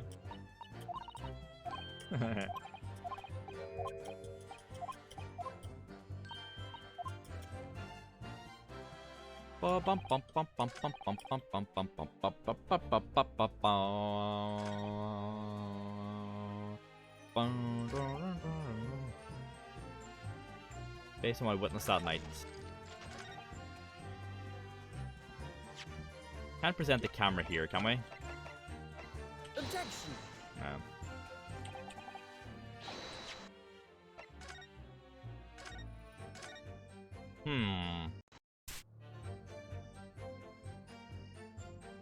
How come I got it on PC? As opposed to like Switch or something? It's just some like visual novels, just like cozier just to sit and click. I guess. That's really all. It just fits the PC model better for me. That's really all. Name.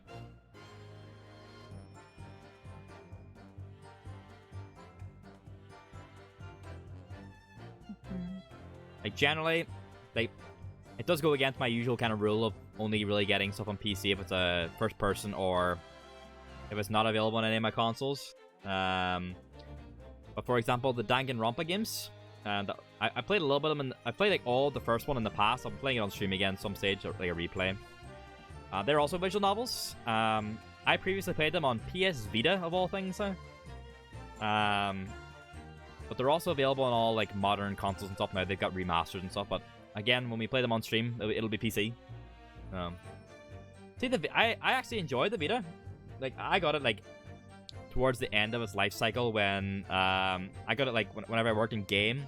There was one sitting in our pre-owned section for fucking ages, and we got like 25% off all pre-owned stuff as a staff. So I got like fucking loads off it and bought it, and I mainly just use it for visual novels, like all the Danganronpa games and all the random shit. Severed, I played Severed on it. If you know like games like Guacamelee and the game that came out last year called Nobody Saves the World, they're from a studio called Drinkbox, and they had another game called Severed, which was originally only on Vita, and it was really good. It's on other stuff now as well. I think you can play it on Switch, maybe. Yeah, you can play it on Switch now, but it was originally only on Vita. The whirring sound of the EMD. I had a PSP as well. I didn't play it all that much though. There's some like weird games I played on it that like are burned into my subconscious, like the fucking Goblet of Fire game and like one of the Ape Escape games and all random shit like Medieval Resurrection, Crash Tag Team Racing. That was a fucking banger though. Crash Tag Team Racing was fucking sick. I played that on the PSP.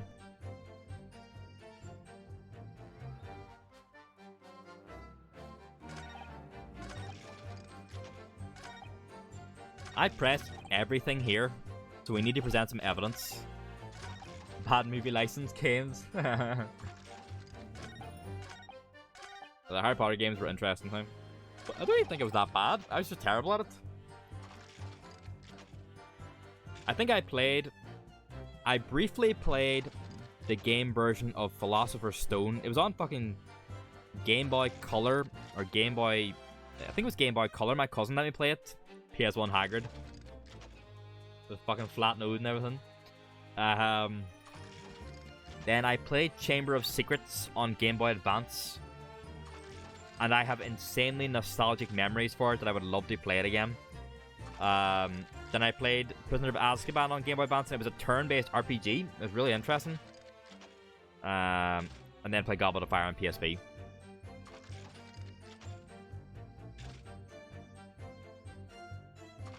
I never played any games past that. I played Lego Harry Potter, but that was it. Roblox, yeah. I remember on a very distinct memory of being in the back of the dark car when my parents were driving somewhere, fighting the Whomping Willow in turn-based fight. And the movies, yeah, what? I definitely tried to watch some movie on it, but I can't remember what the fuck it was. One thing I do remember with the PSP is I had a demo disc for PSP, and I popped it in, and there was a demo for one of the Monster Hunters on PSP. And I can't remember what the mascot monster was, like the ones on the front of the box, but it was there, and it looked super, super cool. I think that looks pretty good there, and I popped it in, and it was just like gathering stuff. It was like some of the early Monster Hunter stuff where you're like fighting like wee small boys, and I was like, and the PSP interface really didn't work for me. I was like, that's just shit time, and I never wanted to play Monster Hunter again, and now it's one of my favorite series of all time.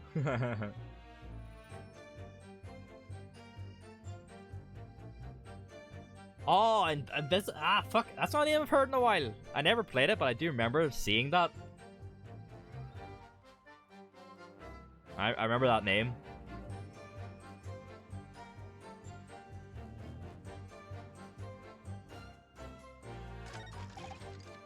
Why is my mouse loading something? Oh, God. Okay.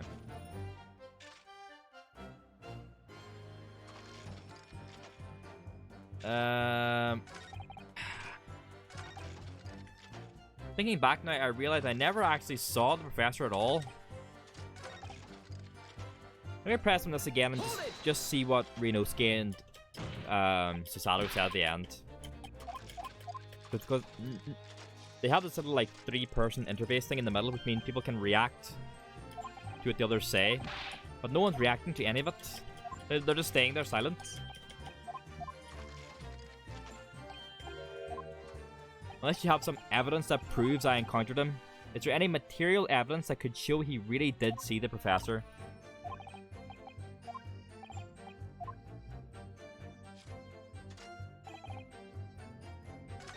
There has to be something. Is it the picture of him with like his white hair?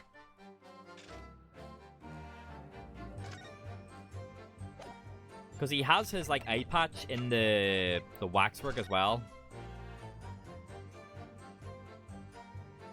Kind of. It's a monocle, really, right? Yeah, it's there as well. Although nowadays it looks more like grafted to his eye. It doesn't really look like a monocle.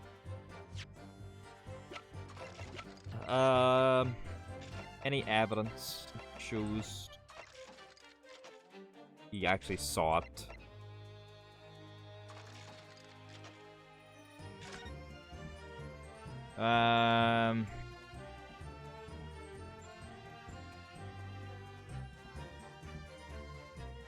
This says the youth finally released the scream he had been holding. That implies he saw it, doesn't he? Otherwise he wouldn't have screamed. We're gonna go with that. The article says he saw it and screamed. Objection. There we go. That's up. Sorry, Mr. Drebber, but I don't believe that. Don't believe what? Your latest claim. You did see the professor on that night 10 years ago. Oh dear, we seem to be at odds. But I was there and you were not. I know what I didn't see. The illustration with this article was drawn based upon what you told the journalist that you witnessed. He's screaming at it. A figure emerging from a tomb wearing an iron mask.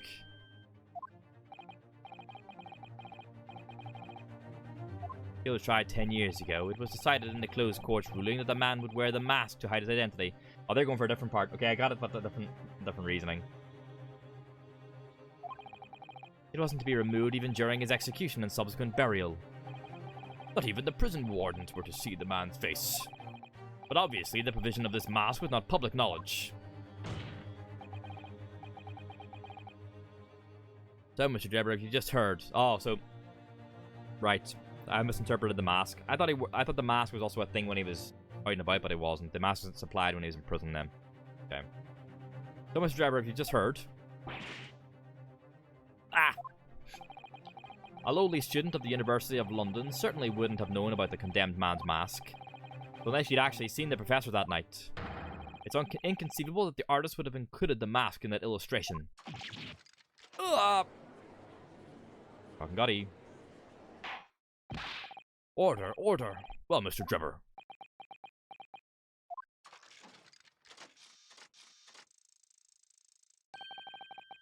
It's a vile scene, isn't it, if you look closely?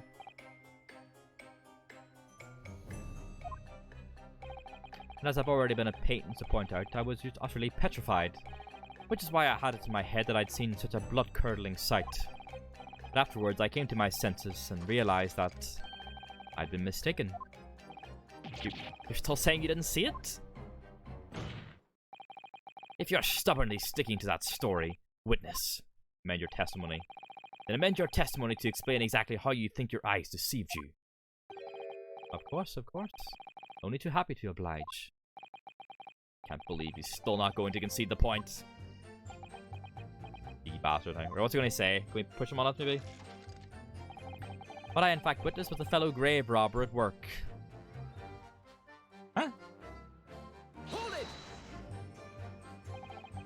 Fellow grave robber? What are you talking about?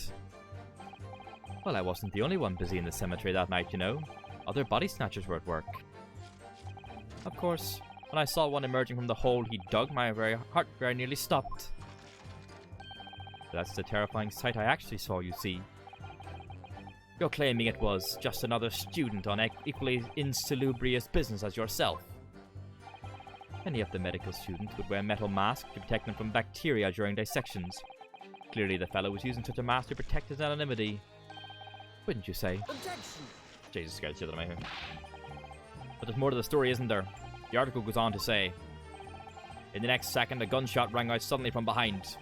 The bullet pierced the resurrected man's chest, whose breath then stilled once more. You might assume that the sexton discovered the miscreants at work, perhaps, and fired upon one of them. If the gravedigger had shot someone in the cemetery, I think it might have been rather big news, my lord. Ah, yes, well, I can only assume it was an embellishment bolted on later by the reporter. Uh-oh. Uh-oh. She was there, wasn't she? Excuse me!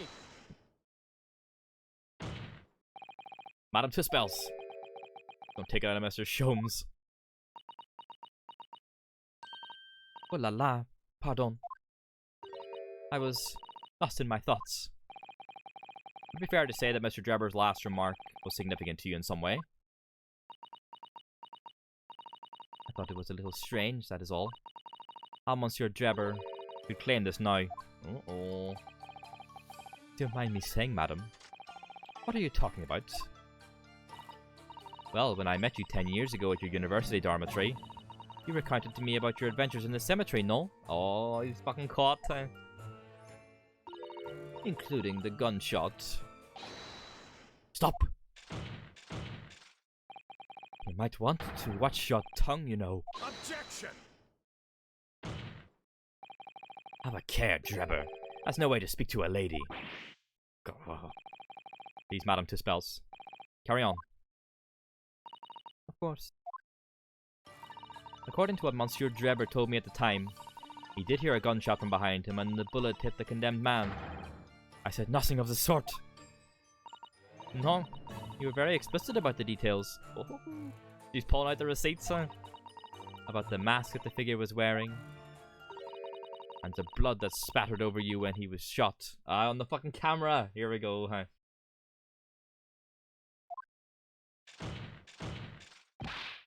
Enough. Shut up, woman. You're making all this up. That will do. Mr. Drebber. Yes. You refute the account just given by Madame Tuspels? I have no recollection of ever saying those things. Come on, do you really expect us to believe you? For yourself, counsel. I will not permit baseless accusations in my courtroom. Right. Under the circumstances, I think it best that you supplement your testimony with a statement to clarify your position on this witness. Very well. Right. No blood splattered on me. There was no gunshot from behind me at all, nor any splattering blood. Oh, you're fucking caught, bye.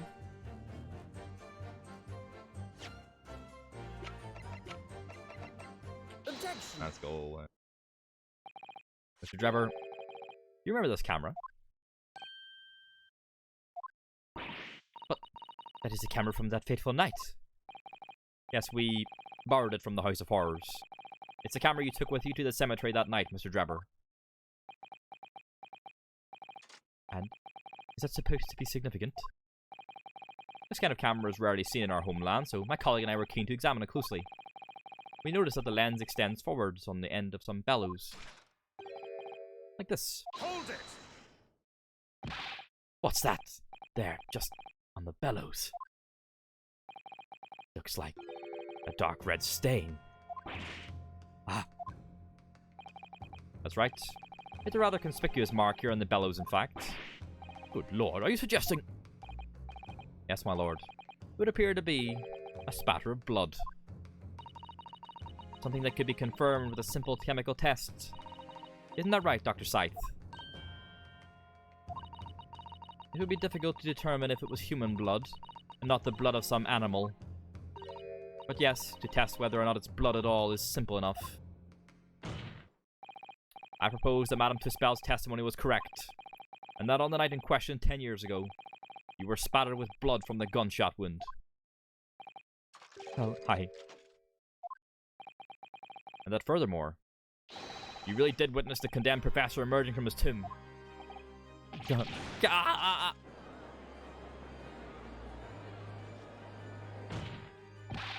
There's simply no way you could have forgotten such a traumatic experience. In other words, the only explanation is that you're trying to hide the fact that you saw the professor that night. Objection! But why? Why would he want to do that? Well, not for his own gain, it would seem. For whose, then? Who could benefit? Mr. Drebber is obviously lying in order to protect somebody. My goodness, he's shielding someone. Yes, my lord. And clearly, it's someone who doesn't want the truth about the professor's coming back to life to be exposed. Dr. Scythe. Oh, counsel, who is it then? Who is this witness trying to protect by lying about what he saw that night? Dr. Scythe. Take that!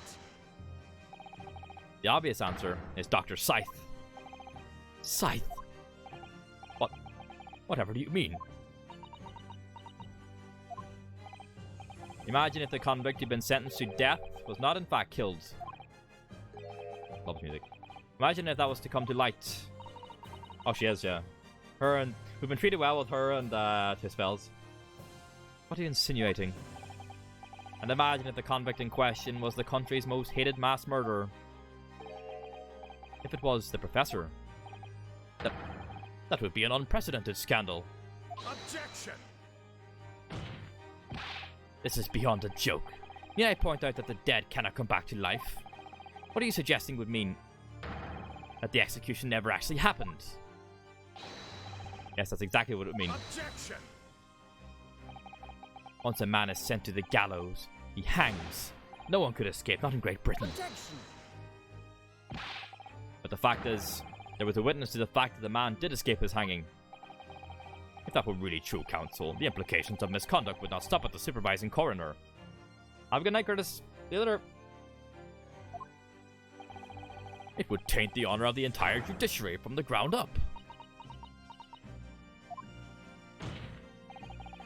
And it's exactly because of those monumental repercussions that Dr. Scythe would consent to any demand made of her by someone who threatened to expose the secret, even if that meant being complicit in a crime. You mean? I mean that Dr. Scythe wasn't collaborating in Mr. Drebber's wicked scheme. She was coerced into collaborating in order to protect her decade-old secrets. She switched the dead body of Mr. Asmund with the waxwork model and fabricated the autopsy report. Ah! Fucking got it.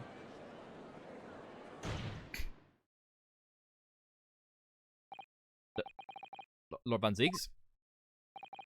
Pray forgive my freshly filled hallowed chalice, and a whole raft of other discourtesies now. Goodness me. It's just the sort of tall tale Londoners would enjoy, I grant you. An executed killer rising from the dead, a Scotland Yard cover-up, a conspiracy at the highest levels. But let me ask you one thing. What's that? If the condemned man really did emerge from his tomb that night, only to be shot in the chest, who pulled the trigger and disposed of him forever? Well, I have no idea at the moment. We have too little information to work out at present, I think. I couldn't agree more. The Old Bailey is no place for wild fantasies. Now have you considered this, my learned Nipponese friend? Consider what? Do you realize just what a dangerous endeavor it would be to coerce this woman into such criminal activity? It's tantamount to declaring war on the entire British police force and judiciary. What? Hard to imagine any sum of money being offered to research could warrant it. To rely on some stage deception when so much is at stake would be madness. Well, I suppose. This was no petty crime either. The victim was murdered. A man who'd already invested money in the venture and would be instrumental in future profits too. Yes, I had no reason to kill Mr. Asmund at all. Hey, you fucking lying bastard thing. Or are you forgetting that his death resulted in me receiving not a single penny? The court is already aware of the contract between myself and the victim, no? Yeah, it hasn't yet got brought up that Asmund was the reporter. That's the key detail that is being left to the player right now. If you don't know it as a player yet, you'll discover it later, but if you do know it as a player, it's in the back of your mind. Very fun. There's the contract, that's very true. The motive for this case runs deep, though. You can feel it. Using threats to force the head of the forensic investigation team to cooperate is extreme, especially for a government grant he had no guarantee of receiving in the first place. If the research grant was the aim, taking Mr. Asmund's life would have made no sense anyway. Which means the grant was never the aim. Mr. Drebber's motive wasn't money at all. He was just trying to kill Mr. Asmund. Let's go! But why? What was his motive then? Your time is up, my learned friend. I'd say you have one last chance before the jury lose their patience with the charade. Let's fucking go. Let's see if you can back up your heady proposal, shall we? Asmund ducked out of the way. How do you explain why this engineer would throw all caution to the wind and threaten his own country? At this point, I'm not prepared to listen to more of this outlandish conjecture without proof. So, counsel, present your evidence. Alright. Who exactly was Mr. Asmund to his Drebber? There's a connection there that no one's seen yet. And I'm going to have to present it. Present 2 pieces of evidence to show what it is.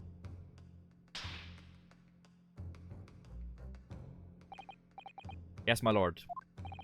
The evidence that establishes the motive and explains why the witnesses wanted the victim dead is right here.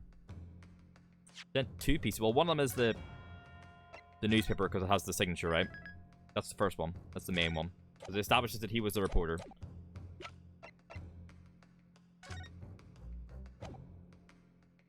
Take that! It's this newspaper article, my lord. That was written 10 years ago. And every detail has been examined already. What can it possibly tell us? That drivel should never have been written. It's typical gutter press nonsense that means nothing. The matching saying, yeah, true. Yeah, if we need to connect it to something, yeah. Yeah. Yes, on its own, it isn't particularly significant. However, when considered alongside another piece of evidence, it will completely explain your motive for wanting Mr. Osmond dead. What other evidence? Yeah, we can prove that it is the same Odie Osmond. Counsel, you will present your supplementary evidence without delay. The evidence, which when cross-referenced with the newspaper article, establishes a motive for the deed. Yeah, the cross-reference, there we go. It is the contract. Take that! It's this contract, my lord. Mr. Drebber, this is the contract you signed with Mr. Osmond. Yes, that's right. The very document, in fact. That proves I had no reason to kill the man. No, I'm afraid not. What? There's something very significant that this newspaper article and the contract have in common. Really? And it's that common link that shows very clearly why you were determined to kill Mr. Odie Osmond.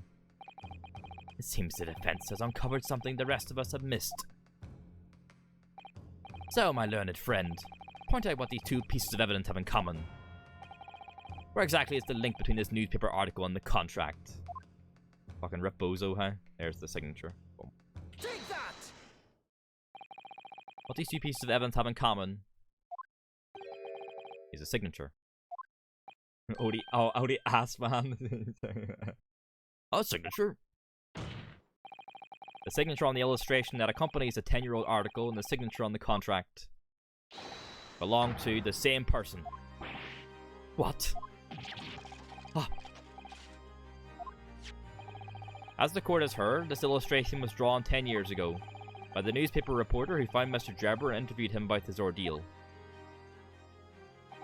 If you look closely, the reporter's signature can be seen in the bottom right corners of the drawing. And if you look at the contract here, which was signed between the witness and the victim last year, you can clearly see Mr. Osmond's signature at the bottom. Let me see now. Good lord, yes, they're identical. In short, the journalist who drew the illustration and wrote the article published about Mr. Drebber 10 years ago was the victim of this case, Mr. Odie Osmond.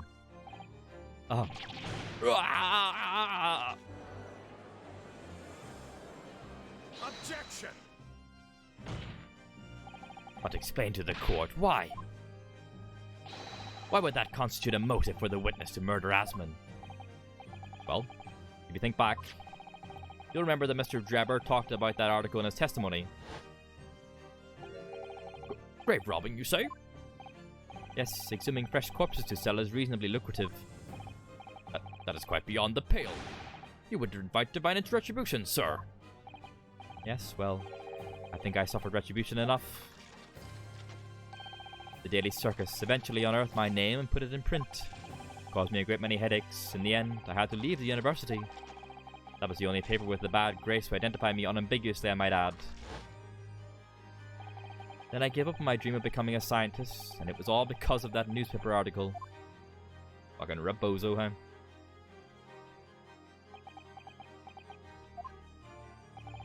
At the time, you were a student of the University of London who dreamt of becoming a scientist. However, this single newspaper article changed your entire life. So Mr. Osmond used to be a newspaper journalist, did he? He did, my lord. In fact, it's a widely held belief that Osmond managed to position himself at the heart of his criminal network, thanks to many dubious connections he made during his time as a reporter. So you had to give up on your dream and leave university. You lost everything. Eventually, you found yourself working in the field of science, but only in the shadows. And all because of that article, written by Mr. Osmond. Enough!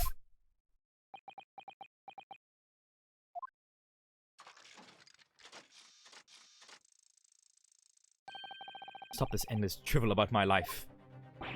What? Explain yourself, Mr. Drebber. Yes, it's true. I had to leave the university as a result of that article. But it was just the straw that broke the camel's back. What do you mean? Almost every student of science in the faculty was too poor to actually conduct any research. But they struggled on with their hypotheses anyway. We all did. Only to have them taken by vultures. Sooner or later, you knew your ideas would be stolen and patented by some wretch or other after all. Good gracious. Making a name for yourself as a scientist in a climate like that was a miracle only a select few geniuses could ever hope to achieve. Personally, I wasn't one of those geniuses, so it was hardly a wrench. But he has the trophy. Yeah, we have the trophy, lad. You were one of those geniuses. Being forced out of the university because of Lowgate was the best thing that could have happened to me. Objection. Balls. Mr. Drebber, do you genuinely believe that? But he kept the trophy too, otherwise he would have thrown it away or something. It's been 10 years as well. Of course I do. Who's better placed to know whether or not I possess a talent for science than me? I'm sorry to say that your words don't ring true at all. How dare you? But I have evidence to prove it. How are you in a position to say anything about me? I don't know you from Adam. Fine, if you think you have evidence, go ahead, show it. What could you possibly have to disprove the idea that I was happy to leave university because I lacked talent? Fucking Rebozo, hi. Take that! Do you remember this, Mr. Drebber? We found it at your workshop. Is that a Royal Society trophy for excellence in science? What exactly is this trophy, Council?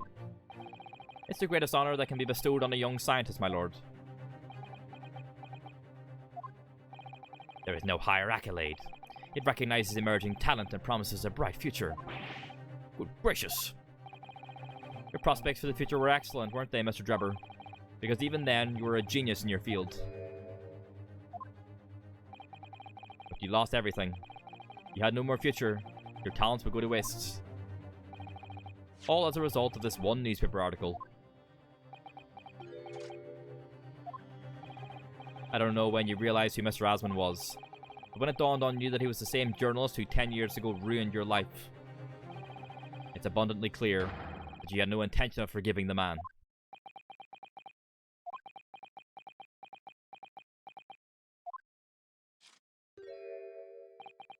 The truth is finally going to fold.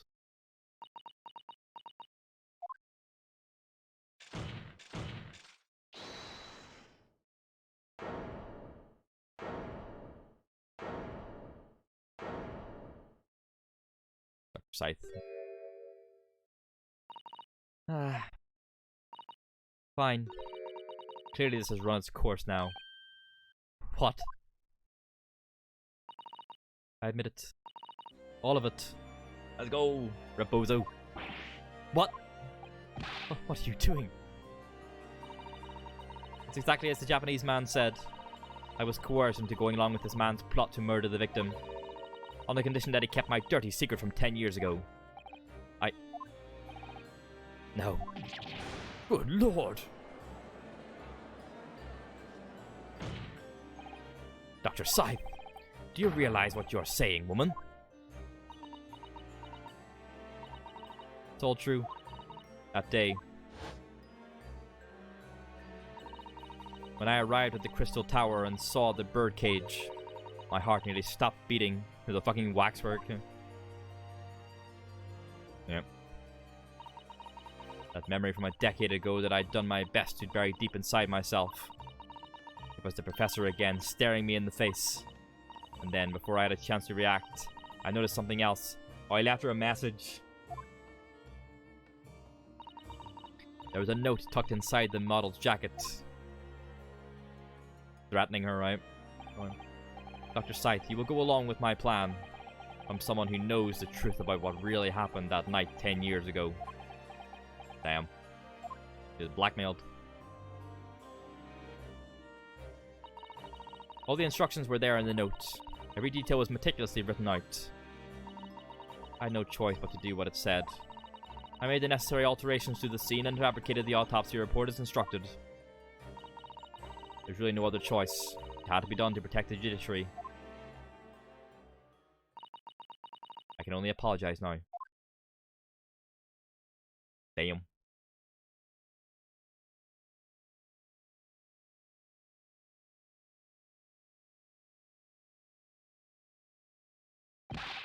Why on earth would you buckle now? Well, there's no point trying to hide it anymore, is there? I would have done anything to stop it coming out, even collaborate in a murder. But the great lie about that execution 10 years ago has been exposed. Whatever happens, I'm finished. I'm famished, huh? Could use a burger, huh? So then, Mr. Drebber, what do you say to that? Your accomplice has admitted everything.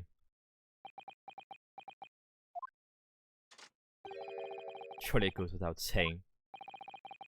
You admit your partner too, then? Or is he gonna fucking double down? I admit nothing. At all. What? Have you forgotten that the Kinesis machine was ripped to shreds by an explosion? Short of me admitting to a crime, there's really no possible way for you to prove I did anything wrong. Ah, no! Come on, Rinosuke. Order, order, order! Whatever this man says, I admit everything. He threatened to expose my secret, so I went along with his plan. And Lord Van Zieks... Yes. I hope you'll accept my apologies. What happens next is in your hands, of course. I have heard more than enough now. I hereby present the final findings of this court. This trial is not the proper forum in which to pursue the alleged wrongdoings of Mr. Drebber. The defendant is Professor Albert Harebrain. Very true. It had slipped my mind. Isn't he one of your closest friends? As the court has heard, Dr. Scythe has admitted to the allegations brought by the defense, thereby absolving the defendant of any possible guilt. You mean... At the present time, it is the conclusion of this court that the defendant was not involved in any wrongdoing. Does the prosecution have any objection? Come on, Van Zieks, don't fuck it up. Go. None, my lord. Oh, congratulations, Mr. Naruhodo. You've proven Professor Harebrain's innocence. Without further ado, then, the adjudication. Fucking can talk. Unless the prosecution or defense have any other matters to discuss.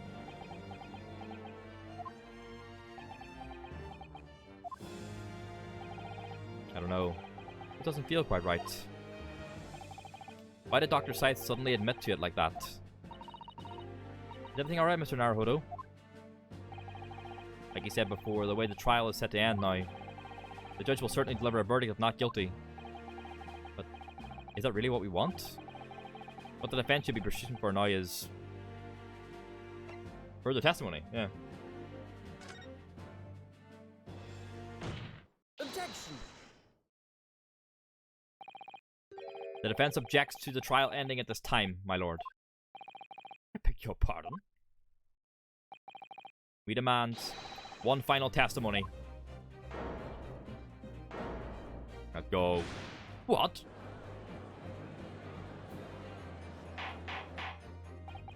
You do realize I'm about to adjudicate in favor of your client, I presume?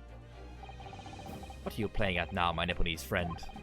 Why would you want to obstruct the conclusion of the trial at this point? No defense lawyer in his right mind would do that. Mr. Naruhodo, what exactly are you thinking? The truth. The whole truth, and a way to bring it all out into the open. Right. Yes. In hindsight. Ah yes, one word of warning before I go. If in the course of the trial this afternoon you perceive even a shadow of doubt about the truth, don't let it out of your sight. Pursue it like a dog with a bone. To the bitter end, you understand.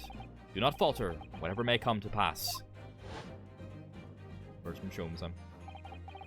I'm sure Mr. Sholmes knew. He must have just this would happen.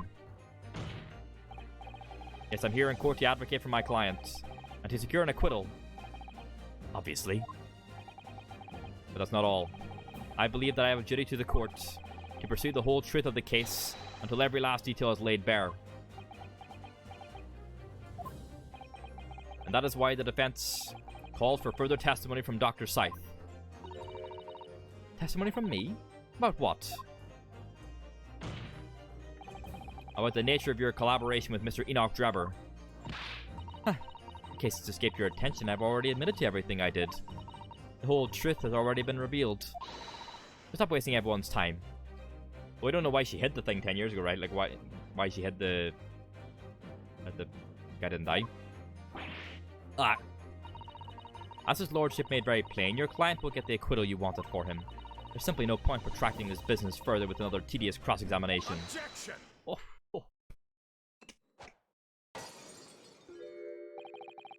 Pray forgive my careless handling of that hallowed bottle. I slipped. That's what you call it? What is your objection, Lord Van Zieks? I assume she knew... She was like... She knew or was related to the actual... The professor and tried to get them like out or something like that.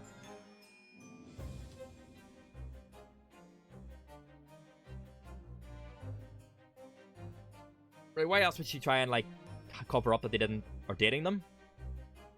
Maybe. The prosecution also calls for supplementary testimony from the witness. It's stupid. Scythe is her married name, that maiden. Yeah, her original name is like Stuart or something like that. Do you think that could have been her husband? She did the autopsy report before she was married. That's the only thing. So he died before she was married. She supposedly got married somewhere in the 10 years between then and now.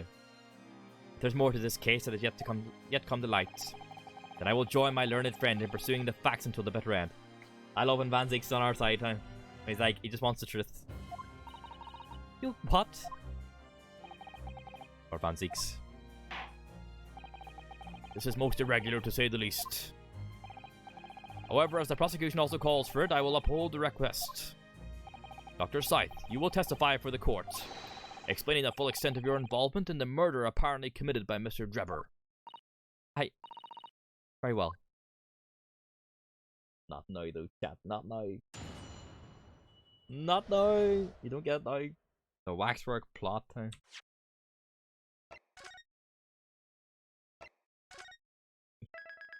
They like...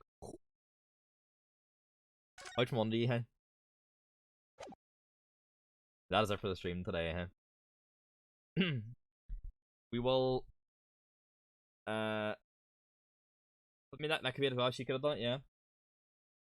So we will be playing Ace Attorney again on Monday. And depending on how it seems to be going, it might be the final stream of this case.